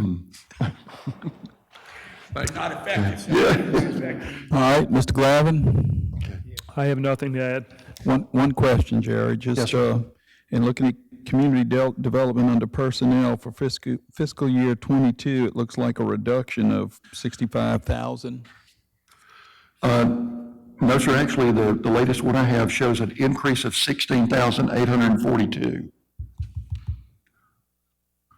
That was the last budget I've been sent from accounting. My question was going to be your personnel request for one more person. Is that reflected in that fiscal year '22 budget? Mayor, I'm looking at your spreadsheet, that 2 million, 2,040,000. Yes, sir. 106? Yeah. Yes, sir. Net reduction in personnel services and related to transfer. Yes, and I'm hearing that, yes, those are included in that proposed budget. Well, count your lucky stars then. Okay. All right, but But again, your budget does reflect that you had 2 personnel that are moving out of your department into Parks and That's Recreation. correct, yes, sir. Okay. Mr. Glavine? Thank you, Mr. President. I just want to know, because we're getting ready to roll into Parks and Rec, so your budget actually has been benefit from transferring personnel over to Parks and Rec. Also, I see electricity, like $138,000. That's been transferred. I guess Parks and Rec is under that responsibility for a building or something. Yes, sir, and where we've added the increases is in land clearance and tree cutting. I've seen that, yeah. Yeah, and the reason for that is because with 4 code enforcement officers, we're accomplishing a lot more now. And the good thing about that is on the land clearance is that we get that money back. And When the people I'm sure that's pay taxes. reflected in the budget too, that we're anticipating getting that money from those expenditures. Yes. But I just wanted to point that out because we're getting ready to roll it sometime today into Parks and Rec. And so when you look at the increases in Parks and Rec, it's partly because of some of the transfer from community That's correct. development. Yes, sir, that's true. Thank you. All right, Yes, sir. Mr. Lawrence? Which we done, I know you know, I've been dealing with it all year about the trees, cutting down the trees, but how much you increased your budget for that? I went up to 90,000. I think we were at 50 We last ran out year. of money pretty quick last year. Bear with me just a minute. Here we go. 85,000 to 90,000. So we went up You 5,000. feel like that's enough? Well, at one time it was 100,000, and it really just depends. You know, we have the schedule, the routine schedule that we have to follow for making sure that the roads are clear for the buses and for the fire trucks, Right. to make sure that those limbs are not hanging over. And then we're always getting requests for a tree that's threatening to fall and hit public property. So we could ask for this, and then if we need an amendment, I could always come back to the council and ask for an amendment. Yeah, 'cause that's like normal for the fire department, anybody like that, but you have, what did that normally cost you per year to keep it? It's supposed to be like, what, 14 feet above the street for the fire trucks to go through and all that, and the buses, school buses. So I mean, what did that normally cost you, because that's a constant thing. I would say that probably half of my budget is spent on the maintenance work, and then the other half is spent on maintaining trees on other city property, because see, we keep the trees trimmed in the cemetery, we keep the trees trimmed on the community development building and any other city-owned property. If those trees need trimming, it comes out of our budget. Yeah, I was just wondering, because I know you, last time we had to go, did one at Greater, you said you ran out of money. Yes, sir. But you did move the money around and get it, you cleaned it up, it looks great. I mean, that's, like you said, that's not gonna stop, Yes, sir. so. And 138,000, for the air conditioning, is that one building? What was that? 138,000 you said for air conditioning. The electricity and the air, well, that was the money that was transferred from our budget to the Civic Center, you know, because that building's much bigger, and we're just now getting into the months where the air conditioning really has to work over there. So there's a big drain. But we still have the money in our budget to maintain the buildings that we do with electricity and air conditioning. I would just put it somewhere, maybe the mayor or the engineer could look at that, I mean, that's pretty expensive. You're talking about a ton of money there. You know, you're talking about, what, 12,000 a month, that's 144,000, so you're talking about a lot of money just for the air conditioning. I mean, that's something needs to be, maybe we need to do something different, or, I don't know. That's a ton of money. Yes, sir. I know, but that's still a lot of money. Yes, sir. You know, so I know we had a problem with the old keep with them, the way it was built, and the old building wasn't built, I guess, energy efficient. So they're costing us a lot of money for the air conditioning, electricity. I say air conditioning because that's probably 90% of the city. Yes, sir. During the summertime. Say again? HVAC. Felix knows what that's about. Heating, ventilating, and air conditioning, that's what that stands for. Okay. All right, anything else for community development? Outstanding. Thank you, Mr. Creel. Okay. Move on to Parks and Recreation.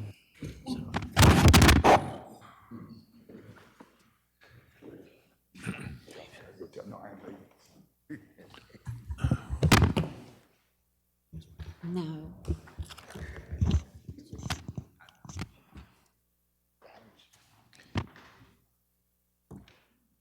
You ready? I think we are ready. Okay. Ms. Bell, if you want to give us a general overview, then Yeah. we'll have some questions. As Jerry said, we've taken over the Civic Center. I've added the 2 full-time staff, and I've also requested 2 part-time facility workers to supervise that facility during events and rentals and things of that nature. We've also opened up Woolmarket City Center and Eagle Point Park, so a lot of your increases are there also. I did ask for 1 full-time lifeguard so that we can get the mornings covered. You know now, right now, we're kind of in a process of just trying to cover all the pools with employees being out. I've also asked for 1 ground maintenance supervisor for beautification and another maintenance worker. During COVID, we took out 4 positions, and I'm asking for 2 of them to come back now, which is the ground maintenance supervisor and the maintenance worker. Beautification does a lot of the grass cutting. We also set up the Civic Center and clean the Civic Center, and they do all the logistics for any festivals or city-sponsored events. A lot of the supplies and services and charges we're asking for, it is, the Civic Center needs some work. The wallpaper is coming off. It needs to be painted in the other rooms. It needs a good pressure washing from a company. And then also new carpet in the dressing rooms in the green room due to leaks. In the Capitol, I am asking for $150,000 to cover a playground at Severo. Replace it. It's in 1999 was the last time a playground was built there. Then at Pennzoil also, that playground is 2003, 2004 when it was built. A playground usually lasts 15 years. You're good if you're getting 20 years out of it. After 15 years, they're not making those parts anymore that are destroyed or that are unsafe. Asking for $50,000 for the playground surface at Pops Ferry. It has a soft surface and it's very expensive. So the only other option there would be to dig up all the concrete and just lay mulch, which would, be very inexpensive. But Mr. Deming said that he would like the surface back. I'm asking for $12,000 in concession appliances at the A.J. Holloway Sports Complex. We have 2 freezers, 2 fridge, and 2 fryers that are not working, and we're under contract with a concessionaire, so we have to have those working. I'm also asking for 2 air conditions, 1 to replace at the softball concession and 1 to replace at the Little League concessions. We spent $10,000 just this year on repairs at those 2 concession stands for air conditions. They're 2004, so they're 19 years old, 18 years old, so it's time to replace them. Where are those air conditioners, Sherry? The A.J. Holloway Sports Complex, Little League, and Gotcha. softball. Thank you. And then we're asking for 2 vehicles. Over the years, I've asked, but we were just told to cut back. I had to tow vehicles this year 7 times already. I just had a text that I needed to tow another one. So I'm asking for 2. Originally, I had asked for the directors, but beautification needs another truck, and so does Parks. It needs another truck. I'm also asking for $10,000 for a mower. The last time we purchased a mower was 2016, and with us taking over Eagle Point Park now, we need another mower. There's 4 in the shop right now that beautification has, and 3 are working and 4 are in the shop being worked on right now. All right. Questions, Mr. Lawrence?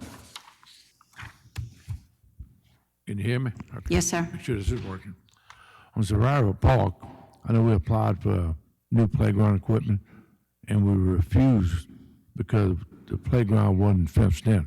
Right, it Do you have wasn't that fenced for listed? Do you have safety. that fenced in now? I have that in contractual services and building, Okay, looking at and I've been pushing to have that. 15 to 20,000 for the dog park Right. fencing and fencing in Severo Park itself in that And you had area. the capability of removing the one basketball goal nobody uses and flatten that land? Yeah, I'm sure Sure we do, yes. Yeah, so that way you can put the. He wants but to I move mean, the slab. I thought it was really bad that we lost the equipment because it wasn't fenced in. That was one of the reasons they gave for turning it down. It was. For the kids, which makes sense. So we're gonna make sure we do that too. And the other thing on the Sabara Park, we're gonna remove the concession stand, that old building. I would like to. So what do we have to do to Approval. do that? It's not used, electricity is off in it, so it's not in good shape. But that's something we'd have to get with the school, Mike, Yeah. because it's school property. I know we're working on Circle Park, and we're getting there with that one. Yes. Businessman Park, did you have any plan for new equipment in there? I didn't, that, other than Sabaro, Migas was the next oldest park, but I think there's possibility that we may sell that property or offer it to IP. And then Businessman's Park was the next one. And what about the two ball fields on Rossetti? Denella Street, Denella, we just maintain them. But I mean, do they use them for practice? They use them Not for- really.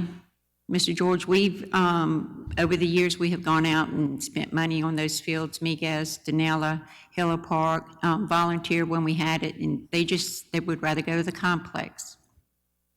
And the other one is the old tennis court there on, what is that, 8th Street and 7th Street it runs to, right there by the water tank. Clay They use Point, that- they Clay use- Point, yeah, we maintain that, and I would like to just do away with that. And nobody's there, nobody uses it. Yeah, so I know there was- It was, yeah, and it was damaged because of SATA, so we need to replace all the fencing or decide, to use the money elsewhere. In a Circle Park, I know they resurfaced the tennis court. Yes, they did. And the first night, everybody was skateboarding on it. Did that affect that bad? It was racing around the inside of the court. Okay, I'll go ahead and make sure we No, I get didn't know. that I was secured just for right wondering. now, but we have a fence company that came out today to give us a quote, and then we getting the net put up. They're still waiting for parts for the playground, that's why it's cautioned off. And then everything else will be ready to go. We've moved the basketball goal as you requested. Supposedly, the telephone pole is supposed to be removed also. And the swing sets you put back up, you finished with the swing sets? Sir? The swing sets that you put back up, that's all gonna be, that's it? Yeah, that's going to be mulched and a border around it. It's going to be on the next council agenda. I had to get 2 more quotes other than the 2 I had. Okay, and then the playground equipment, that's all brand new, so we finished with the playground? Yes, sir. As soon as those other parts, there's some pieces of some screws and nuts and bolts that are very important, they said. And as soon as they come in, we've been waiting on them for like 3 weeks now. They're going to repair and make it safe for the kids. To respond to Councilman Glavin's comments earlier, what's not in the budget is a major rehab, repair improvements to the A.J. Holloway Sports Complex. We're going to try and pull that together into a single capital project this year. We'll take all the different pieces that are needed, plus, get quotes for the fields and so forth, and contract that out. How much is that? I wouldn't begin to know. Estimate? I'd have to guess it would be $500,000. Okay. That would include the tennis court LED lights. I did get a price from Moran, and he said they're between $40,000 to $45,000, so we could get that. Please use that microphone thing. Oh, sorry. Thank you, Sherry. That would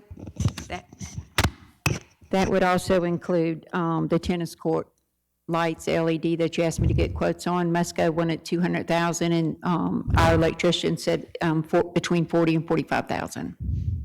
And then that would be, the fencing, the drainage, updating the bathrooms, concrete work, the fields, and sandblasting and painting the pavilion, concession stand, roofs, and things of that nature. I'll comment on it in a minute when it's my turn, but. Okay, I forgot which way I was going. Mr. Lawrence, did you still have a question? On the pickleball courts. Yes. Which turned into be one of the probably hottest things we have in the city of Biloxi. These people raising all kind of money and grants and contract. How does that work with the city? We just put it into your budget, or you have to spend it and they just pay for it? I mean, they applied for a lot of grants, they hadn't received them. But I'm just saying, they're going after it big time. When they got their original grants From Tri-Life, the money went into our account, and we paid to have the Pops Ferry tennis courts refurbished and made into pickleball courts. Now, the money that they've been collecting now is, they're hoping to get the Restore grant to build more courts out there. Right, Mike? Correct, and that is in consideration now with MDA. With who? Gulf Coast Restoration Fund. Their project, among others, many others, was submitted last Friday. Because, I mean, that sport is taking off for the elderly. You know, those people come down there, they spend a lot of money. They have. They like coming to Biloxi. And I think whatever they said we need, 24, I don't know what it is, you start hosting we're some working on big it. tournament, that's huge. You know, So, so I don't know whatever we got to do to help them, Mayor. We need to help that one for sure. Well, I think we budgeted 76,000 in capital. bathrooms. Microphone, please. right. Microphone, please. Get a mic so everybody can hear you. Thank you. Yes. The grant that they requested included both county and the city making an offer to match the grant. So we in the county both pledged funds. Yes. Anything else, Mr. Lawrence? That's just a big thing. How are we with the sports, baseball, football, cheerleaders? Are we the same numbers, down, No, up? sir. No, sir. I talked to my athletic specialist today, and we're down 250 kids in football and cheerleader. We have 200 right now registered. We can make it work. Are we still charging the same amount of money? Are we charging more or less? No, same amount, $30. And that's effective, do you figure, us charging? It used to be a freebie from the city. Yeah, it used to be free, but the cost has gone up for equipment and officials and things of that nature. We're still the lowest on the coast, $30. So we're about half we used to be, what you said? Yes, About sir. half? And I think a lot of it has to do with COVID right now. Yeah, let's change a lot of things. And, the concussion, so what we did is we changed these 5, 6, 7, 8 to flag football and let the older ones play the tackle football. I guess my last question is, I know Gulfport hustles all these tournaments, the small kids and stuff like that. He's Kenny been involved and stuff like that. What would it take for us to do the same thing here? How many extra personnel will we need? I don't know if you have enough personnel to run these tournaments the whole weekend, or you got to bring in people. How does that work for the city to bring those people to Biloxi? Yeah, that's fine. Well, we talked a little bit about it in the last meeting, I think, with regard to upgrading, 2 baseball fields and softball fields and turfing and some of those things to make it uplift, to I guess, a very competitive look and feel. We met with some folks from the school district and what we could do to make 2 full baseball fields that would position us, I guess the consensus was, these people may be playing baseball at that complex there, but they're staying in Biloxi, and this would be, to do what we need to do, maybe put $1 million or $2 million in that field, but would result in long-term benefit to us. So again, along with maintenance of the complex, doing what we need to do to get the facilities to match up, it's certainly a big priority. And $2 million may not be. I think it's about $500,000 a field to do the outfield part of the diamonds. But I think Biloxi said that we did have a capability. The school said there was enough to make a second full baseball configuration. But it's certainly very high on our radar to make that facility, both soccer as well as baseball, softball, top notch, so we can grab that business. But it may take a couple of million to do it. But you look at it over the cycle. When was it built? When was A.J. Holloway built? What year? 2001 through 2004. So you have a 20-year shelf life. So when you look at it across time, it makes sense. And that's what we'd like to do is get some more nuts and bolts. To be second sometimes and come back with a better product puts you in a good situation. I think there's some things we can do now that would, make that investment even more effective. Effective, cost effective. Effective, Had I 5 like that one, tournaments. cost effective. cost effective. And we've had 5 tournaments out there this year, a district softball, and one World Series, of course, it poured down raining, and then another World Series tournament, and then just another regular season tournament. We got to put 10 million in the budget. We're going to build an in-house complex where the rain don't bother it. Sir? I couldn't hear you. Said something All about right. $50, I heard. All right, your turn, Mr. Glavin. Quick, jump in. Thank you, Mr. President. Director, you love your job? Love it. Okay. I voted for you. I think you got a unanimous vote to get in another term, and congratulations to that. Thank you. You got the fire? I got it. Okay. I need you to fight. I need you to fight what we're talking about here. Look, Gulfport is trying to subtly do the great facilities that they have over there.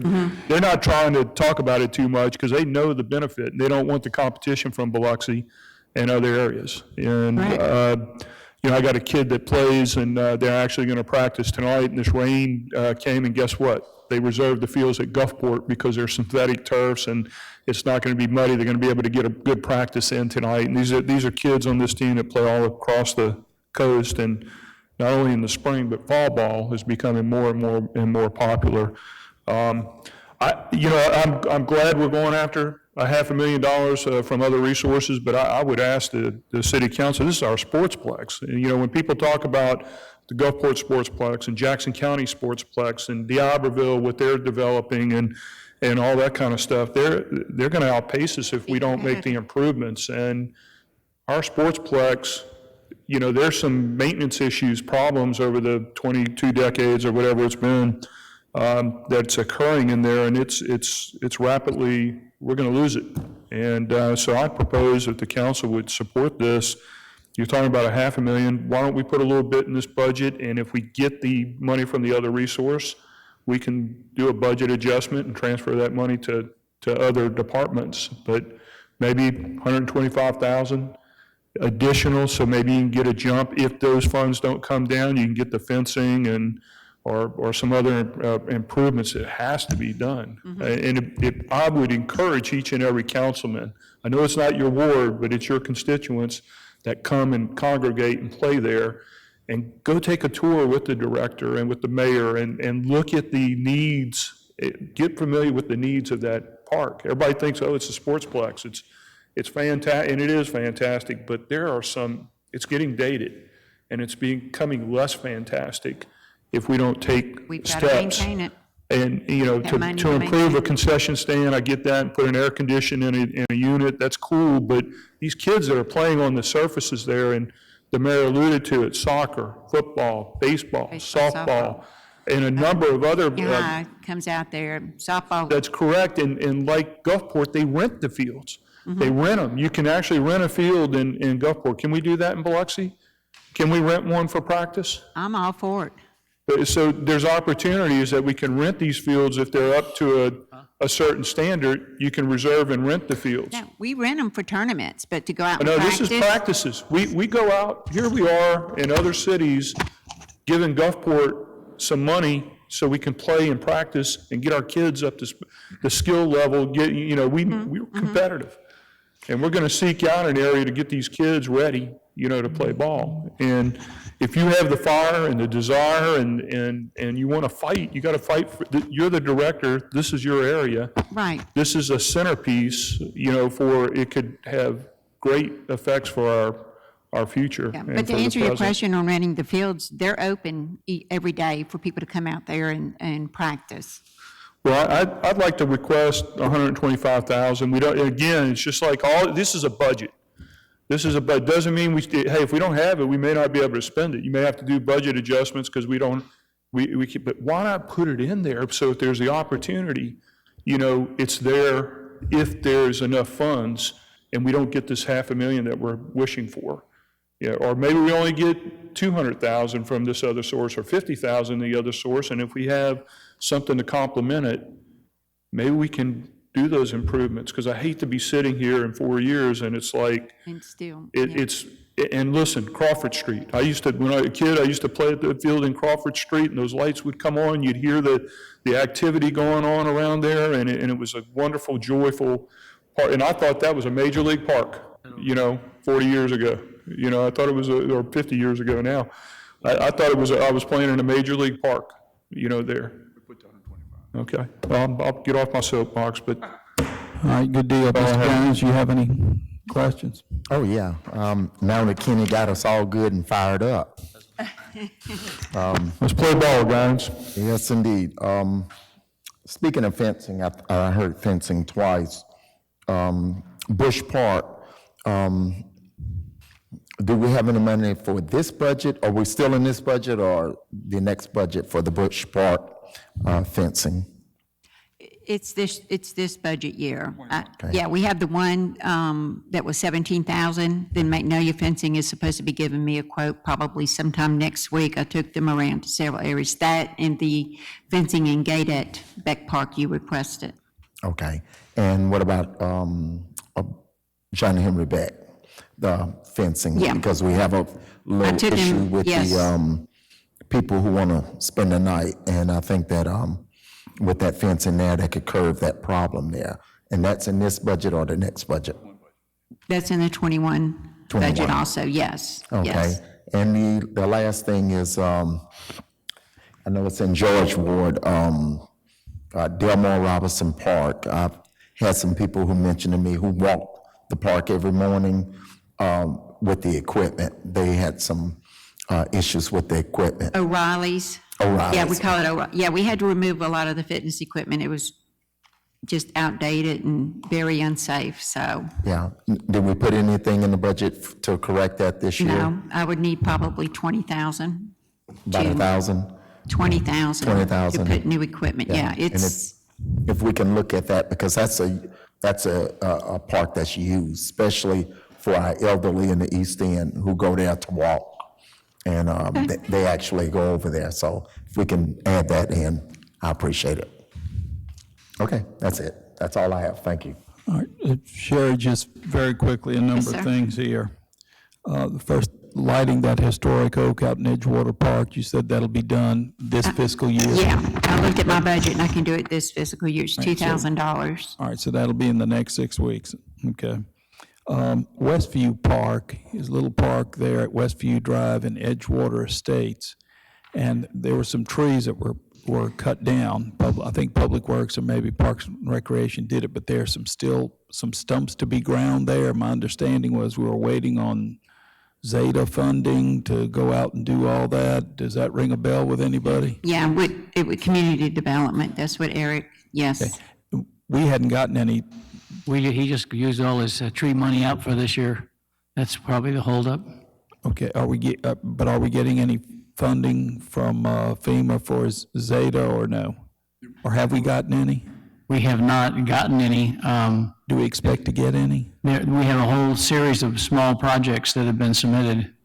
The big project, this is news, the big project, which is the debris removal project, has finally been certified for payment, and they're processing. That's $3.4 million or something like that. Okay. Onto us. Okay. That's literally just a couple Diana knows about. There's 2 or 3 small project payments that came to us. All right. Well, there's some stumps in this. It's a small park. Most folks don't even know it's a park. The wooden fence in front of Snyder that was replaced right there by those apartments. A tree had fallen, I think, during Zeta. Has that been No, repaired? the front was fixed and they're working on the back this Okay. week. Thank you, Sherry. And then I heard Pennzoil Park, playground equipment, praise the Lord. And if we could add some sort of a water fountain or something out there. Just I wonder if there's any water out there. don't need a splash pad or anything. Everybody'd freeze to death in the shade. Oh. But that's it. Let's take a 10-minute break real quick. We still have to do engineering. I think that'll go quickly, and the Port Commission, and then we'll get to CTA. Not ready for port. All right, so let's take a 10-minute break. We'll start back at about 5 minutes to 4. Thank you.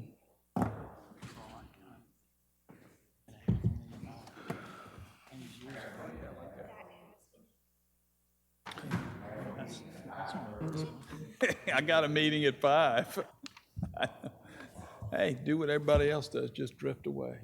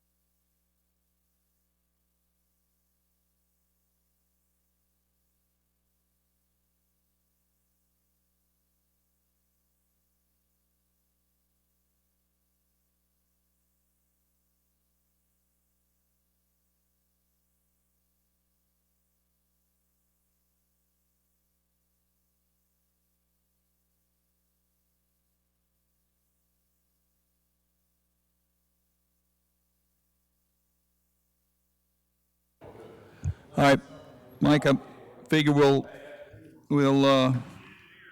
pick up with engineering. We're not doing port today. Your video man ain't here. So we're gonna do, we'll do engineering, Mike, and then. Hey, Your video man isn't here, Mike. You're gonna have to. Ernie, speak up. you thought we were done? Oh, all right. See if you can charge George.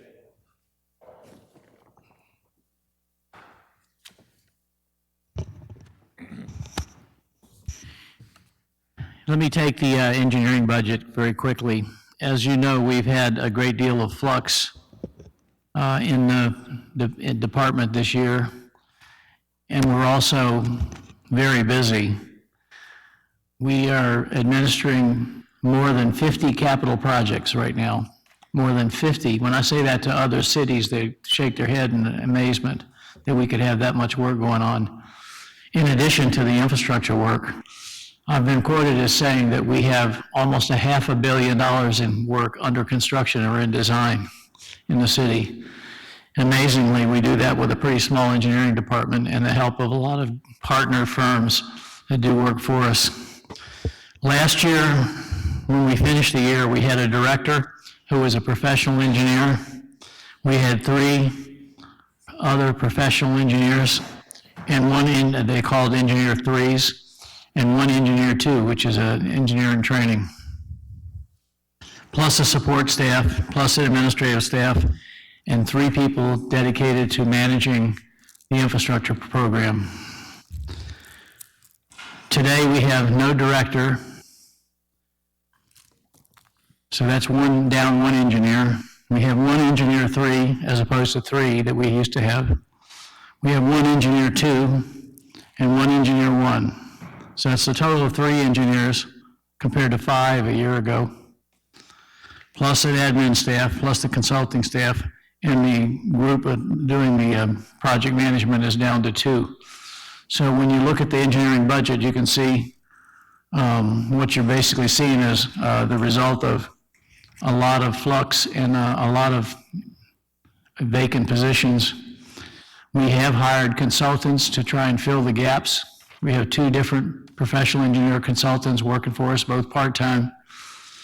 And we're getting the job done, but it's just not pretty right now, and we're struggling to try and hire some additional professional engineers. One of the things you'll see in the budget, you'll see that the salary numbers are up. The mayor approved some time ago us to raise the salaries of our engineers, so we reclassified them. We were paying pathetically low wages for our engineers. I contacted the Mississippi State University Dean of Engineering, and he gave me a rundown on what basic engineers make right out of college. And we were literally paying right out of college monies to our professional engineers. So we've adjusted that. This budget reflects almost $10,000 increase from engineer 3s to the new engineer 3 position, from engineer 2s and engineer 1s, all about $10,000 each higher. And we've got $100,000 in the budget for a director. Despite that, we haven't been able to attract one yet, but we're working it pretty hard. That really is the story for engineering. There's really nothing unusual in this budget other than the changes in the people.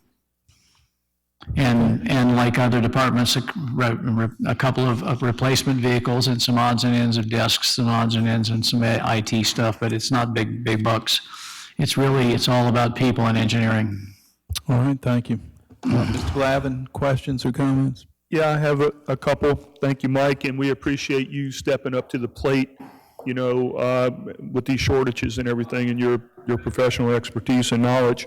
On the other professional services, 15,000, what is the other professional services for?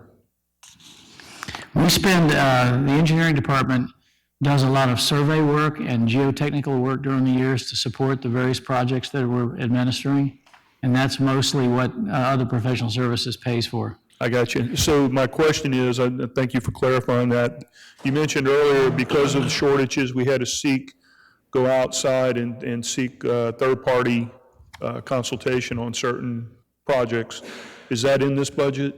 And what category is that under, if it is? The other professionals, when we go outside to use Brown, Mitchell, and Alexander, Neil Schaefer, Seymour Engineering, to name just three of about half a dozen companies that we do a lot of work with, generally, we do a contract with them, and that contract is generally charged against the capital project. Now, we've got some unusual things going on right now and have to do with Zeta repairs. So we've got all these Zeta repairs, for example, in the commercial harbor. The commercial harbor, we didn't start on right away.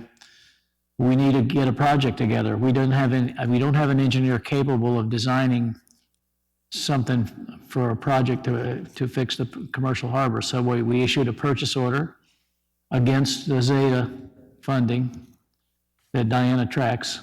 We issued a purchase order to an engineering firm just for $5,000 to develop a project for us. Now, that's normally the kind of thing we do in-house, but our in-house is somewhat decimated right now, and that was kind of specialized.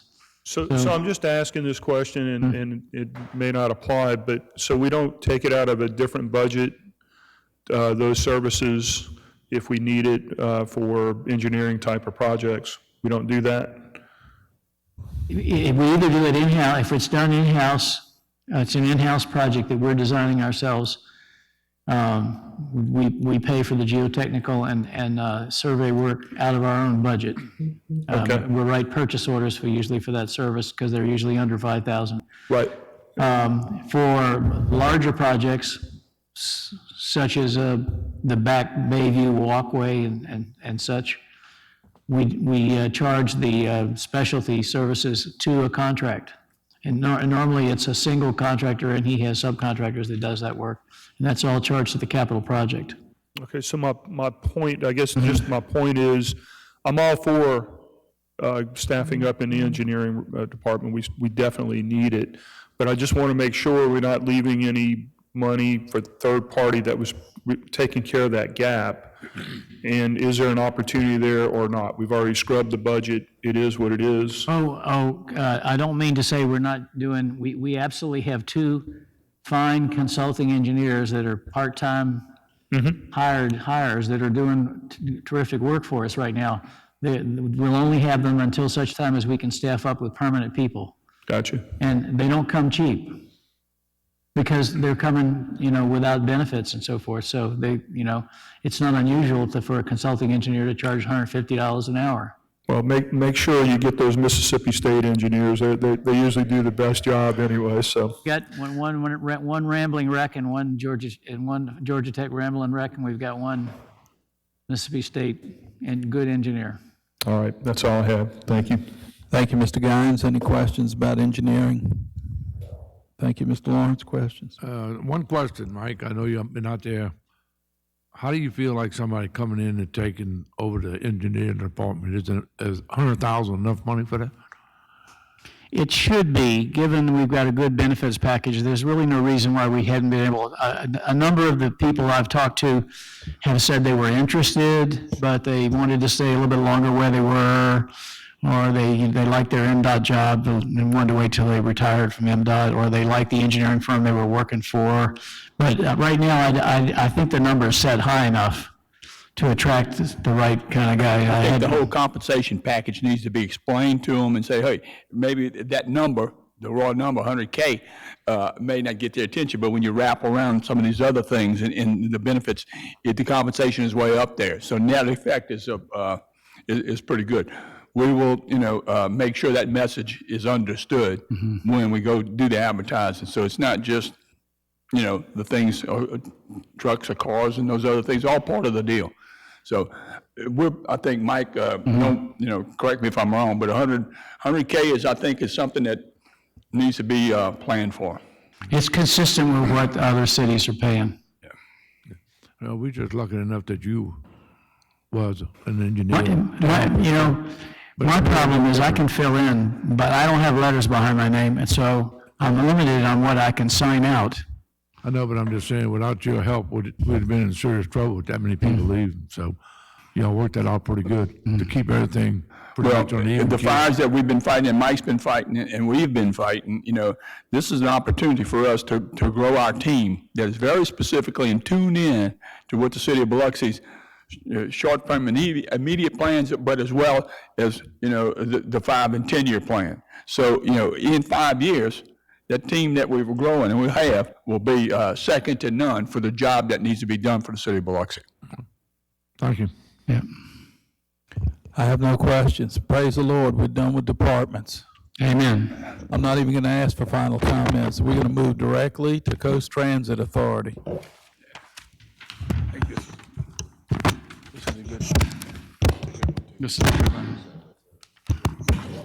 Thank you, Kevin and Jeff and Chris, for being patient with us.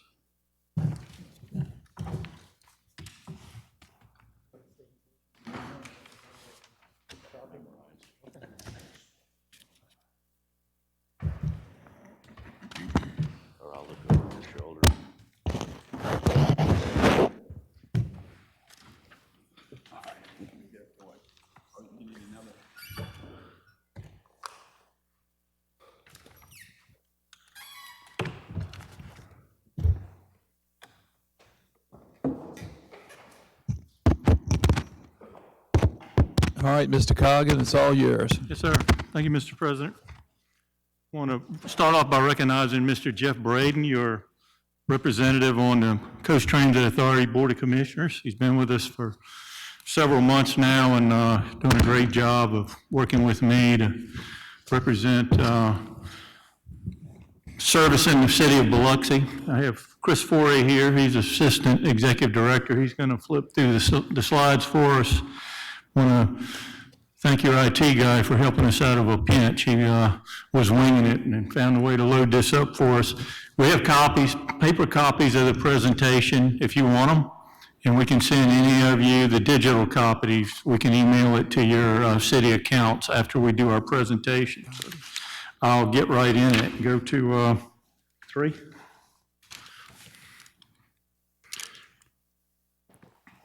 I'm going to start off by talking about, like I always do, what we're doing for the city currently. Different types of services we provide. Fixed route service is paid for with grants, federal grants, state grants, and of course city contributions, annual operating subsidies, which is what we're here today to talk to you about. Now, we're operating 3 routes using 4 hybrid electric buses and 4 trolleys. In 2019, pre-COVID, our ridership was 315,000. Of course, we got hammered on that, like all public transits. In 2020, last year it was 215. We're starting to make a comeback now. I'll talk a little bit more about some specific numbers this year. 2021, we're going to be up to 246, and we're projecting next fiscal year to be back to regular pre-COVID numbers at 315,000. Of course, as you all know, all these grants we get require a local match. This year, FTA is paying for 50% of the service costs. The city is at 15%, and the remaining 35% is state, county, and CTA self-generated, fare box, contracts, advertising.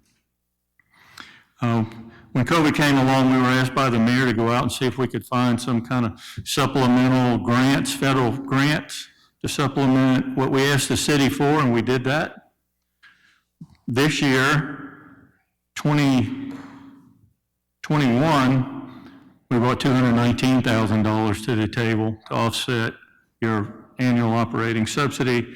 Next year, due to ARP, the American Recovery Act, or whatever ARP means, I can't remember at the moment. We have a little bit more money for next year, so we're able to offset our request by $98,000 in federal money. We provide on-demand services. That's curb to curb. That's ADA, paratransit, senior citizen services. That's paid for with federal grants, state grants in Harrison County. The value of that service is $400,000 a year. Coast Commuter. Let me ask one question and make a comment. Were all of the councilmen here aware of the on-demand services that are available from CTA? I think it's one of the opportunities where we have limited or no service, like on the Point, for example, that if that was more heavily promoted, it doesn't cost the city a dime for us to double that if need be. And I think that that's an opportunity to help provide some service in areas that are currently not serviced. And it's just a matter of getting the word out. And that both covers seniors and disabled people. Right. Coast Commuter van pool service, the value of that is $26,000 to the city a year annual. That's paid for 100% with federal money. We operate the Biloxi Transit Center, the bus terminal here, which is a hub of our operations in Biloxi. A lot of activity going on over there, all the routes pulse in and out. Service comes in from D'Iberville, Gulfport, Ocean Springs. We have a local business there that rents 3 spaces that generates $60,000 in income that's used for the local match. The East-West Corridor project is currently in the implementation planning phase. That's a $1.4 million implementation project for the East-West Corridor. It's overall $1.4 million. Its center focus is in Biloxi and Gulfport. So the value of the city is $700,000 over 3 years. That's paid for mainly by Federal Transit Administration money and MDOT money. And of course, we do hurricane disaster evacuation service, depending on what goes on with the weather. We are ESF1 transportation at the Harrison County Emergency Management Agency, so we work with your emergency management directors when they meet over there and activate the EOC. You have a great group of people over there, and we all work together in times of disaster. So the value of all these services I just talked about is $2,646,800. The subsidy we're asking for fiscal year 2022 is $294,234. So it's almost 10-to-1 return on investment. So there's a question by all the cities we serve about equity in terms of amount of service and cost. And everybody is charged the same hour based on consumption of hours of service. Our cost per hour next year is $75, is projected to be $75 per hour, the same as it is this year. We're going to hold the line on that. We expect ridership to be greatly increased. So what we're asking the 4 cities that we serve this year, we're asking the city of Biloxi to pay for 15% of the operating costs, the total operating costs. Gulfport, we're asking 18%. D'Iberville, 18%. And Ocean Springs, 17%. So everybody pays their fair share, and it's an equitable formula of determining what we ask for. Yeah, one more comment there. You'll notice one of the reasons, or the main reason, that Biloxi's share is only 15% versus the others averaging close to 18 is that we have more riders per hour in Biloxi than any of the other cities by roughly 20%. And that's another opportunity, again, with the city itself helping us to promote CTA and increase ridership. Every dollar we collect in the fare box reduces the amount of subsidy that the city would have to pay. So I guess what we're asking for is some help from the city itself to promote the CTA services. This slide here shows the entire system, the connectivity of the entire system. So we have a main hub in Biloxi and a main hub in Gulfport where all the routes come into and leave. They pulse. Routes run on intervals of 90 minutes and 45 minutes. As I stated earlier, you've got routes coming in from Gulfport, D'Iberville, Ocean Springs into Biloxi. So there's connectivity on the riding public from Ocean Springs into parts of St. Martin, D'Iberville, Biloxi, and Gulfport, a very extensive fixed route network. The 3 routes that we run in Biloxi, you're looking at Route 34, that's Pass Road, that's predominantly locals use that, a mix of commercial residential. In 2019, pre-COVID, which we're trying to get back to, we think we will in 2022, there was 110,000 riders just in Biloxi on that route, and another 110,000 on the Gulfport end. Next slide shows the Beachcomber, which operates on Highway 90, 2 trolleys that bounces back and forth between the Gulfport Transit Center hub and the Biloxi hub. 53,000 riders a year on that. in 2019, which we're projecting to get back to. In the Casino Hopper, of course, which operates 2 trolleys, and it serves all the casinos from Cavett Street east. That's our highest, best ridership route, 150,000 riders a year in 2019. We are projecting to get back to that next fiscal year. I had high hopes, but with the Delta variant, we don't know where we're going with this. And so I'll say that the Casino Hopper, because the casinos have recovered so well, right now the Casino Hopper is 110% above pre-COVID ridership, 10% higher, which is phenomenal. But our regular routes, we're only back to about 80% pre-COVID numbers. We think because people aren't coming back to work like we all would like them to, and we all know what's going on with that. I don't need to talk about that. There's so many jobs to fill. So people that were using the local routes, we just have not quite recovered that yet.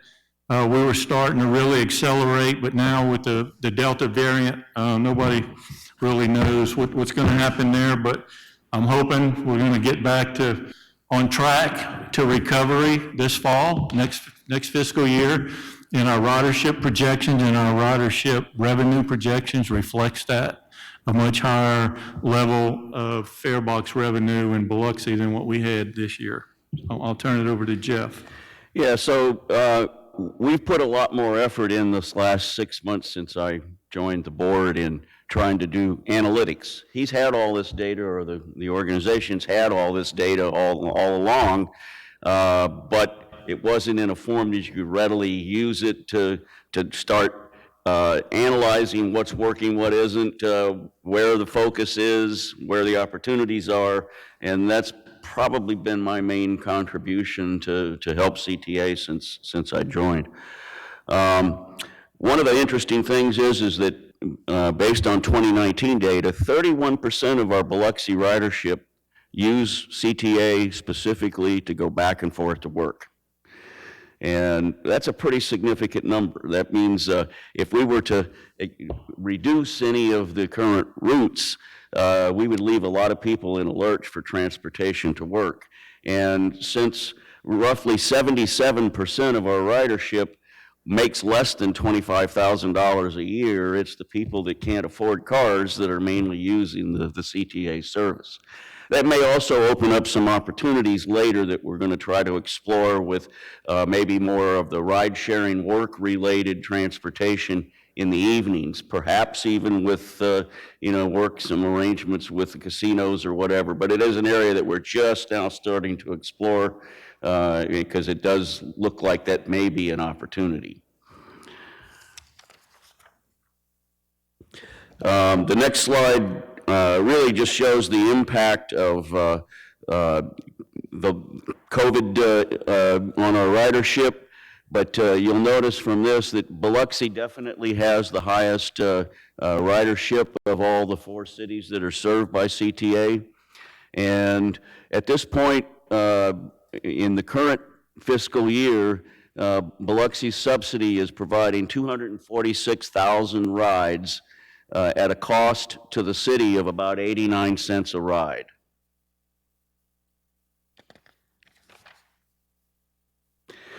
The next few slides are focused on, well, how does CTA compare with our peers in the southeast region. Obviously, that's a key metric to benchmark ourselves to determine whether we're doing a good job or not, and where we may need to put some focus. It turns out I was pretty impressed as I started to go through this data, is that currently CTA has the highest fare box revenue of any of our peers, which are municipalities or transit authorities that have served more than 200,000 people, and that's the grouping that CTA is in because our service area includes Harrison and Hancock County. And by far, we have the highest fare box collections per dollar of cost. In fact, about 30% more than the average of our peers. Why? I think because CTA, and you'll see the next slides, is the most efficiently run transit authority in the entire region. You'll see that when we show cost and other data here. Well, let me comment on fare box revenue. The question is why is our fare box revenue higher than all the other transit systems? We don't offer free transfers or reduced transfers. Typically, when you get on the bus, you pay your regular fare. Our regular fare is $1.50. So let's say you're in Gulfport and you're an employee and you work at a casino in Biloxi. You'd pay, on the other systems, all except one up here, you'd pay $1.50, and when you transferred a bus, you'd get a free transfer. Well, we don't have free transfers. It's $1.50, $1.50, $1.50. And so our average two-zone cost, or the average two-zone cost at our sister transits is $1.64. Ours is $3. Also, a lot of one-day passes are bought, and our one-day pass is $6, which is what people that travel a lot, we sell a lot of one-day passes for $6, and the regional average is $3.28.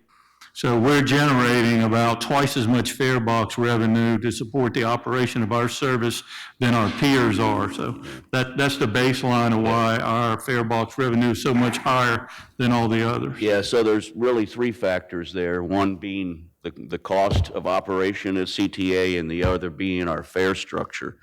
That also indicates that we have very limited opportunity to raise fares to the ridership.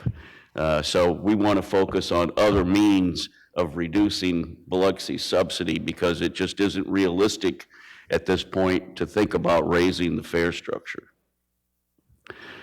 So the local subsidy that Biloxi pays as a percent of our fixed route operating cost is also the lowest out of all of our peers, in fact, considerably.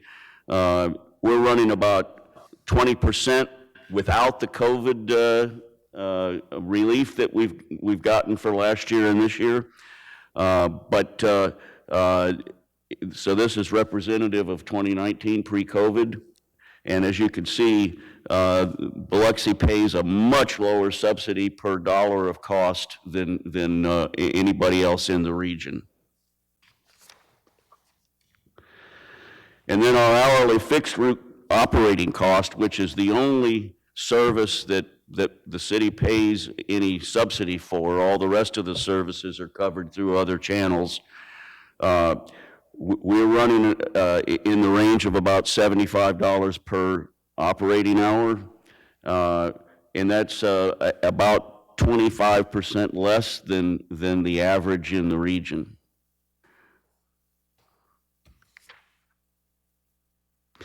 And then the subsidy cost per passenger or per rider is also the lowest in the region. And I don't know if you can, I guess you probably can't see who all's in the region, but just real quickly, that includes Little Rock, Arkansas, Baton Rouge, Pensacola, Jackson, Mississippi, Memphis, Montgomery, Birmingham, New Orleans, Shreveport, and Mobile.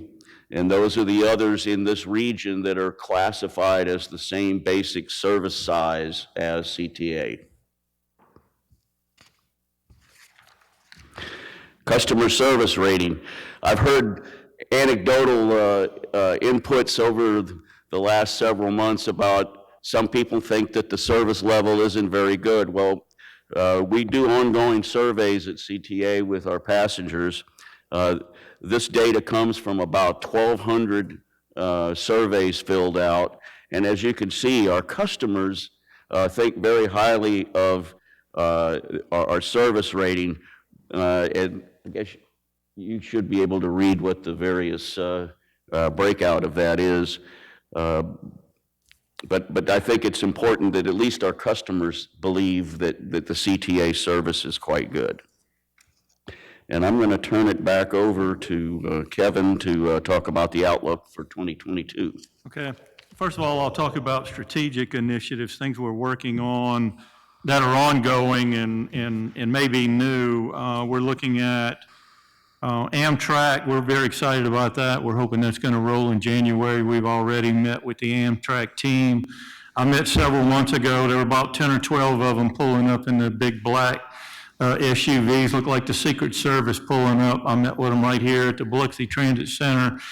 I told them we were 100% supportive of anything they needed. They asked questions, looked at everything we do here. They were great with it. They love it. We're going to have the best facility, short of the Mobile and New Orleans end on the rail line. So we're excited about that. We're going to support that 100%. When they deboard here, they can get on the casino hopper, which runs every 20 minutes, and go to whatever, and have public transit access to taxis, whatever the case may be, Uber to get to their final destination. So we're real excited about having the opportunity to work with them on that. We are talking with Mississippi State Center for Advanced Vehicle Studies and Mississippi Power Company about potentially a large commercial vehicle charging and technology exchange center. We're excited about that. We have a 35-foot pure electric bus on order being built by Gilligan, California, which will be delivered in November. It'll be the first pure electric public transit bus in operation in the state of Mississippi. That bus is going to operate on Pass Road and will operate in Biloxi and Gulfport. Fully funded by Federal Transit Administration and Mississippi Power Company. They've been a wonderful partner in this. They put up $100,000 for the local match, and they're paying $40,000 to put in the charging infrastructure we need at the CTA facility. Already talked about the East-West Corridor project. My comment on that project right now is we're watching what's going on with the federal infrastructure grants for an opportunity to apply for funding. It's a segmented project. It's an overall about a $380 million project. That sounds like a lot of money, but it's in 7 segments.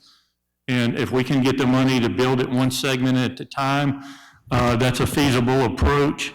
I've already visited with USDOT, Federal Transit Administration, our congressional delegation. They're aware of it. They like the project. They're supportive of it. I can come back at a later time with Paul Gavin from GRPC and just do a presentation on that to let you know, give you some detail on that. Another project that's going on right now that the city of Biloxi, your police and fire staff, or your fire staff right now, and your engineering department is involved in, is a $500,000 turn signal preemption and priority project. So the focus of that, the area is Highway 90, Biloxi Gulfport, Pass Road, Biloxi Gulfport, Highway 49 in Gulfport, of course.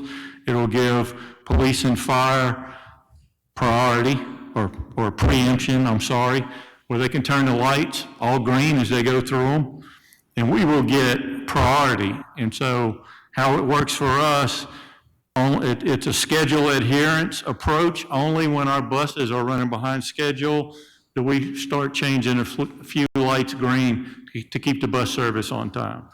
So fully funded, $500,000 through GRPC. MDOT now is fixing to go into a project to update the signals, all the signals on Highway 90 in Biloxi and Gulfport, and all the signals on Highway 49 in Gulfport. So we will focus on this, upgrading the signals on Pass Road in Biloxi and Gulfport, and putting the electronic reading devices, the mobile devices in the vehicles. Yeah, so another point there is that because all of the signal boxes are going to be changed and they'll be state-of-the-art, it does open the opportunity for these to be programmed, synchronizing all of our lights for normal traffic conditions. And a study that I read when I was putting together some assistance with the city I lived in California several years ago indicates that these smart signals, if properly programmed during peak traffic hours, such as commute time in the morning and afternoon, can improve traffic flow by as much as 20% and reduce emissions and gasoline consumption by 10%. So this will have to be obviously a decision made by the city as to whether you want to take advantage of synchronizing the lights, but the equipment will accommodate that. So there's an upside benefit beyond just the public service vehicles. Other projects we have in the works right now, we've got 4 new demand response buses on order, valued at $345,000 total, paid for by Federal Transit and CTA. That'll provide ADA and senior services in Biloxi next fiscal year. That's replacement buses for current vehicles. We're experiencing indefinite delays like everybody else for chips in the vehicles. We can't get new vehicles because can't get the computer chip. So we hope we had them already, so we'll see. We're going to order 2 new replacement trolleys for the Beachcomber, $550,000 funded by FTA, 100% CARES Act money. I talked about our electric bus project. That's a $930,000 overall project. And then recently, we bought the property on 317 DeBees Road, just south of our main plant at 333. We paid $200,000 for that piece of property. It's a nice piece of property. It's got a house that we're going to convert to an office space, a big metal storage shed, a big metal shop. And it does a lot of things for us. It takes us into, we've been there since 1972, and that takes us into the next 25, 50 years at that main facility into the future as we grow. Our property flooded when Hurricane Katrina come through. This is much higher ground. It didn't flood, so it's also a business continuity measure for us. So we're real excited about that. That's going to be an overall $525,000 project as we're putting some money into that. We're phasing that in. So that brings us into the next 25, 30, 40 years of public transit. All of that project is funded outside of the city of Biloxi. So the next is the budget overview and our request. Go to 22. We're going to skip that. Good. Okay. And so our approach is to use as much outside grant money and self-generated revenue as we can. We use FTA federal money, we use state money, we use county money, and I'm going to talk specifically, I'll just run through the numbers. Our estimated service hours for 2022 for Biloxi, the fixed route bus service is 25,700. Ridership, we hope to get back to pre-COVID numbers, 315. Cost per hour is $75. This formula you're looking at right here is what we use at all of the cities we serve. So the total cost of service projected in 2022 is $1,927,000. And so that's what the cost is going to be, how you're going to pay for it. So FTA Preventative Maintenance Grant is one of the grants we use. Requires a 20% local match, that's $385,000. MDOT is providing the local match for that FTA PM money at 20%, that's $96,000. FTA operating money, a grant $1,565,000. So the grants we're bringing, outside money from Federal Transit Administration and the state to operate your service, the grant money we're bringing in is $1,047,000. So all the other sources of revenue we're using as local match for these grants. The fare box, consumers are paying $315,000. Harrison County provides an operating subsidy of $55,000. Lease space income, I talked about that. We've got a private enterprise at the Biloxi Transit Center, $60,000. Advertising income, $58,000. That's self-generated revenue. So all the revenue, the other revenue outside the federal grants is $488,000. So total revenue is $1,535,000. The projected cost, $1,927,000. So that leaves a shortage of $392,000. We're bringing to the table some one-time COVID supplement money again this year, less than we did last year, but we're bringing $98,000. So that leaves a city a shortage of $294,000, which is what the annual request is for next year. So this is the formula we use every year. The last number we fill in is what we're going to ask local governments for. We try and generate as much money as we can, as much fare box money, get as much federal grants as we can, and it winds up being, our ask for next year is 15%, $294,234 is 15% of the operating cost of your service, which we referenced earlier is lower than what the other cities are saying or paying. 3%, but it's all 15, 17, 18, so you can see the equity in it.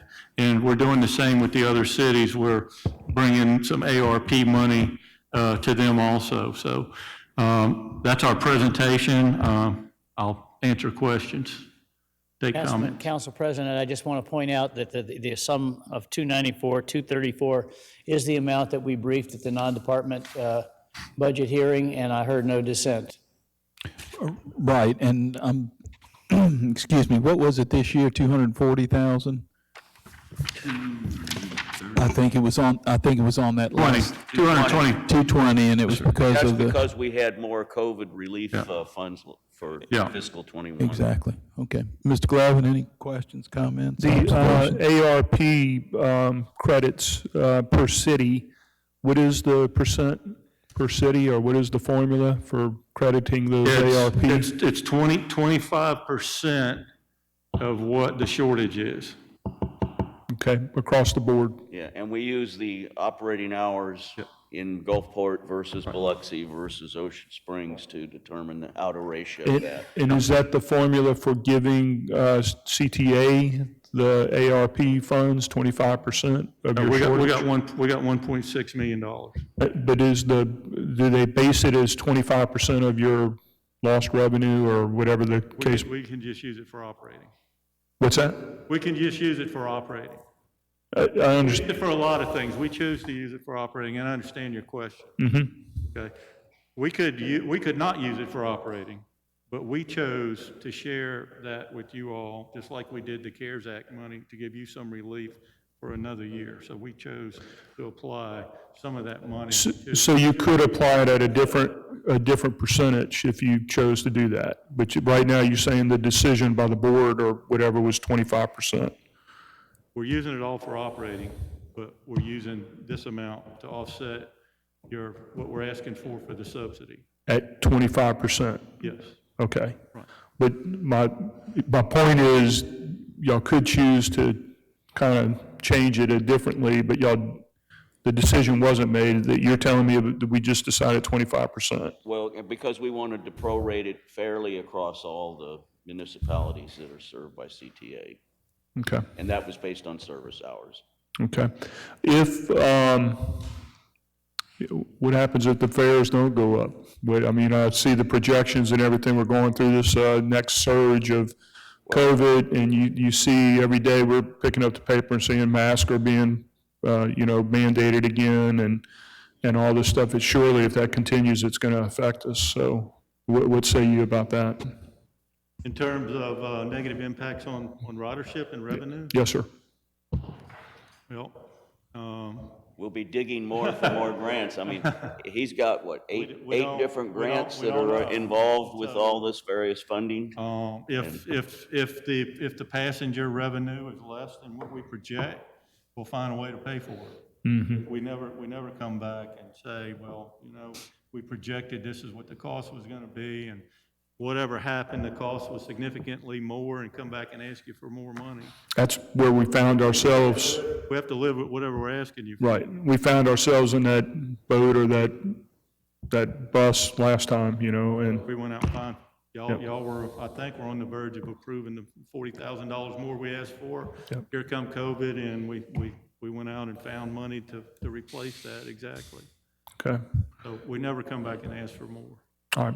I got to tell you, as a board member and having gotten fairly intimate over the last 8 months with CTA and working with Kevin, I'm pretty impressed with how efficient this operation is run. And I think you've seen the data today to back that up. I'm not questioning that. I mean, he has a long track record, and I think we appreciate his talents, and I'm not questioning that. We're just, what we are questioning is an expenditure, not. Sure, you don't want to have a surprise later where we have to come back and ask for more money. Right. Or we could be surprised you could ask for less, But anyway, thank you. Mr. Lawrence, question? A couple quick, if you get to 74,000, everybody's happy. If we don't budget 74,000, what happens? You want to answer that? You want me The increase, we talking about. I'll just, So what we've proposed is what it would take in order to continue operating at this current service level for Biloxi. And obviously, if there's significant cut in your funding, we lose $4 for every dollar you don't pay. So that would have a very negative effect on service levels, and, the only way to correct that is to cut back on service. And the other, y'all created a lot of grants, created a lot of money to help lower this. Is there anything else out there to lower it anymore? Well, I mean, he spends probably 50% of his time constantly sniffing out for grants, and he's got a real strong relationship with Senator Wicker. And who knows, the new bill that's going through that got passed in the Senate yesterday or today. There's likely to be some transportation funds in there that we're going to have to sift through once we know what's in that bill. And obviously, Kevin's going to go after every dollar he can get once we figure out what's available. Well, that's what we're doing right now, is the projected numbers for the budget.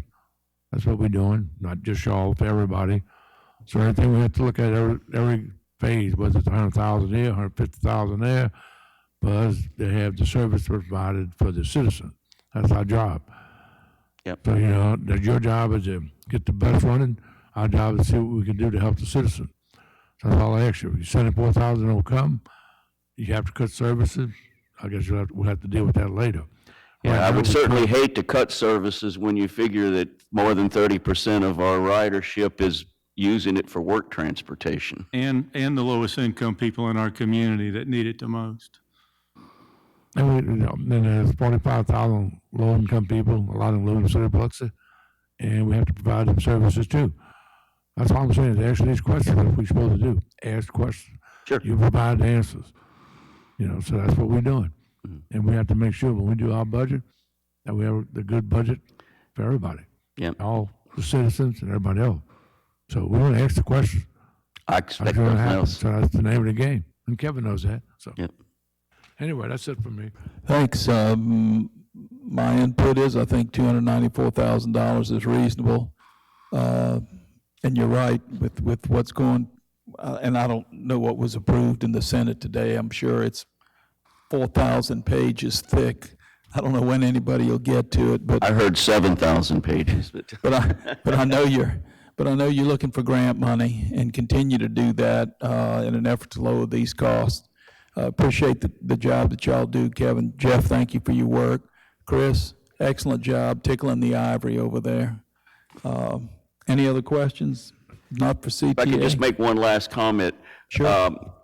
I think if the city would consider using the newsletter that goes out every month to help promote CTA, and that would help grow our ridership potentially. For every dollar that goes in the fare box is a dollar less than the city has to pay. So, you also have some power to help us reduce the cost to the city. How much you think that would save you if we put that in our newsletter? Well, I don't have a way to know. You're a numbers guy, come on. We've never tried it, right? So maybe we try a freebie ad that the city kicks in and see what, whether it has an impact on ridership or not. I would also strongly promote the ADA part of it because I think in general, the population is not aware of that service. And it does allow seniors and disabled up to 3 trips a week to go grocery shopping or go to the doctor, and that's a really valuable service to those people, and it's just not widely known about. All right. All right, thanks. Cecilia, did you get all that on CTA? I know you're the video technician, but you have to listen as well.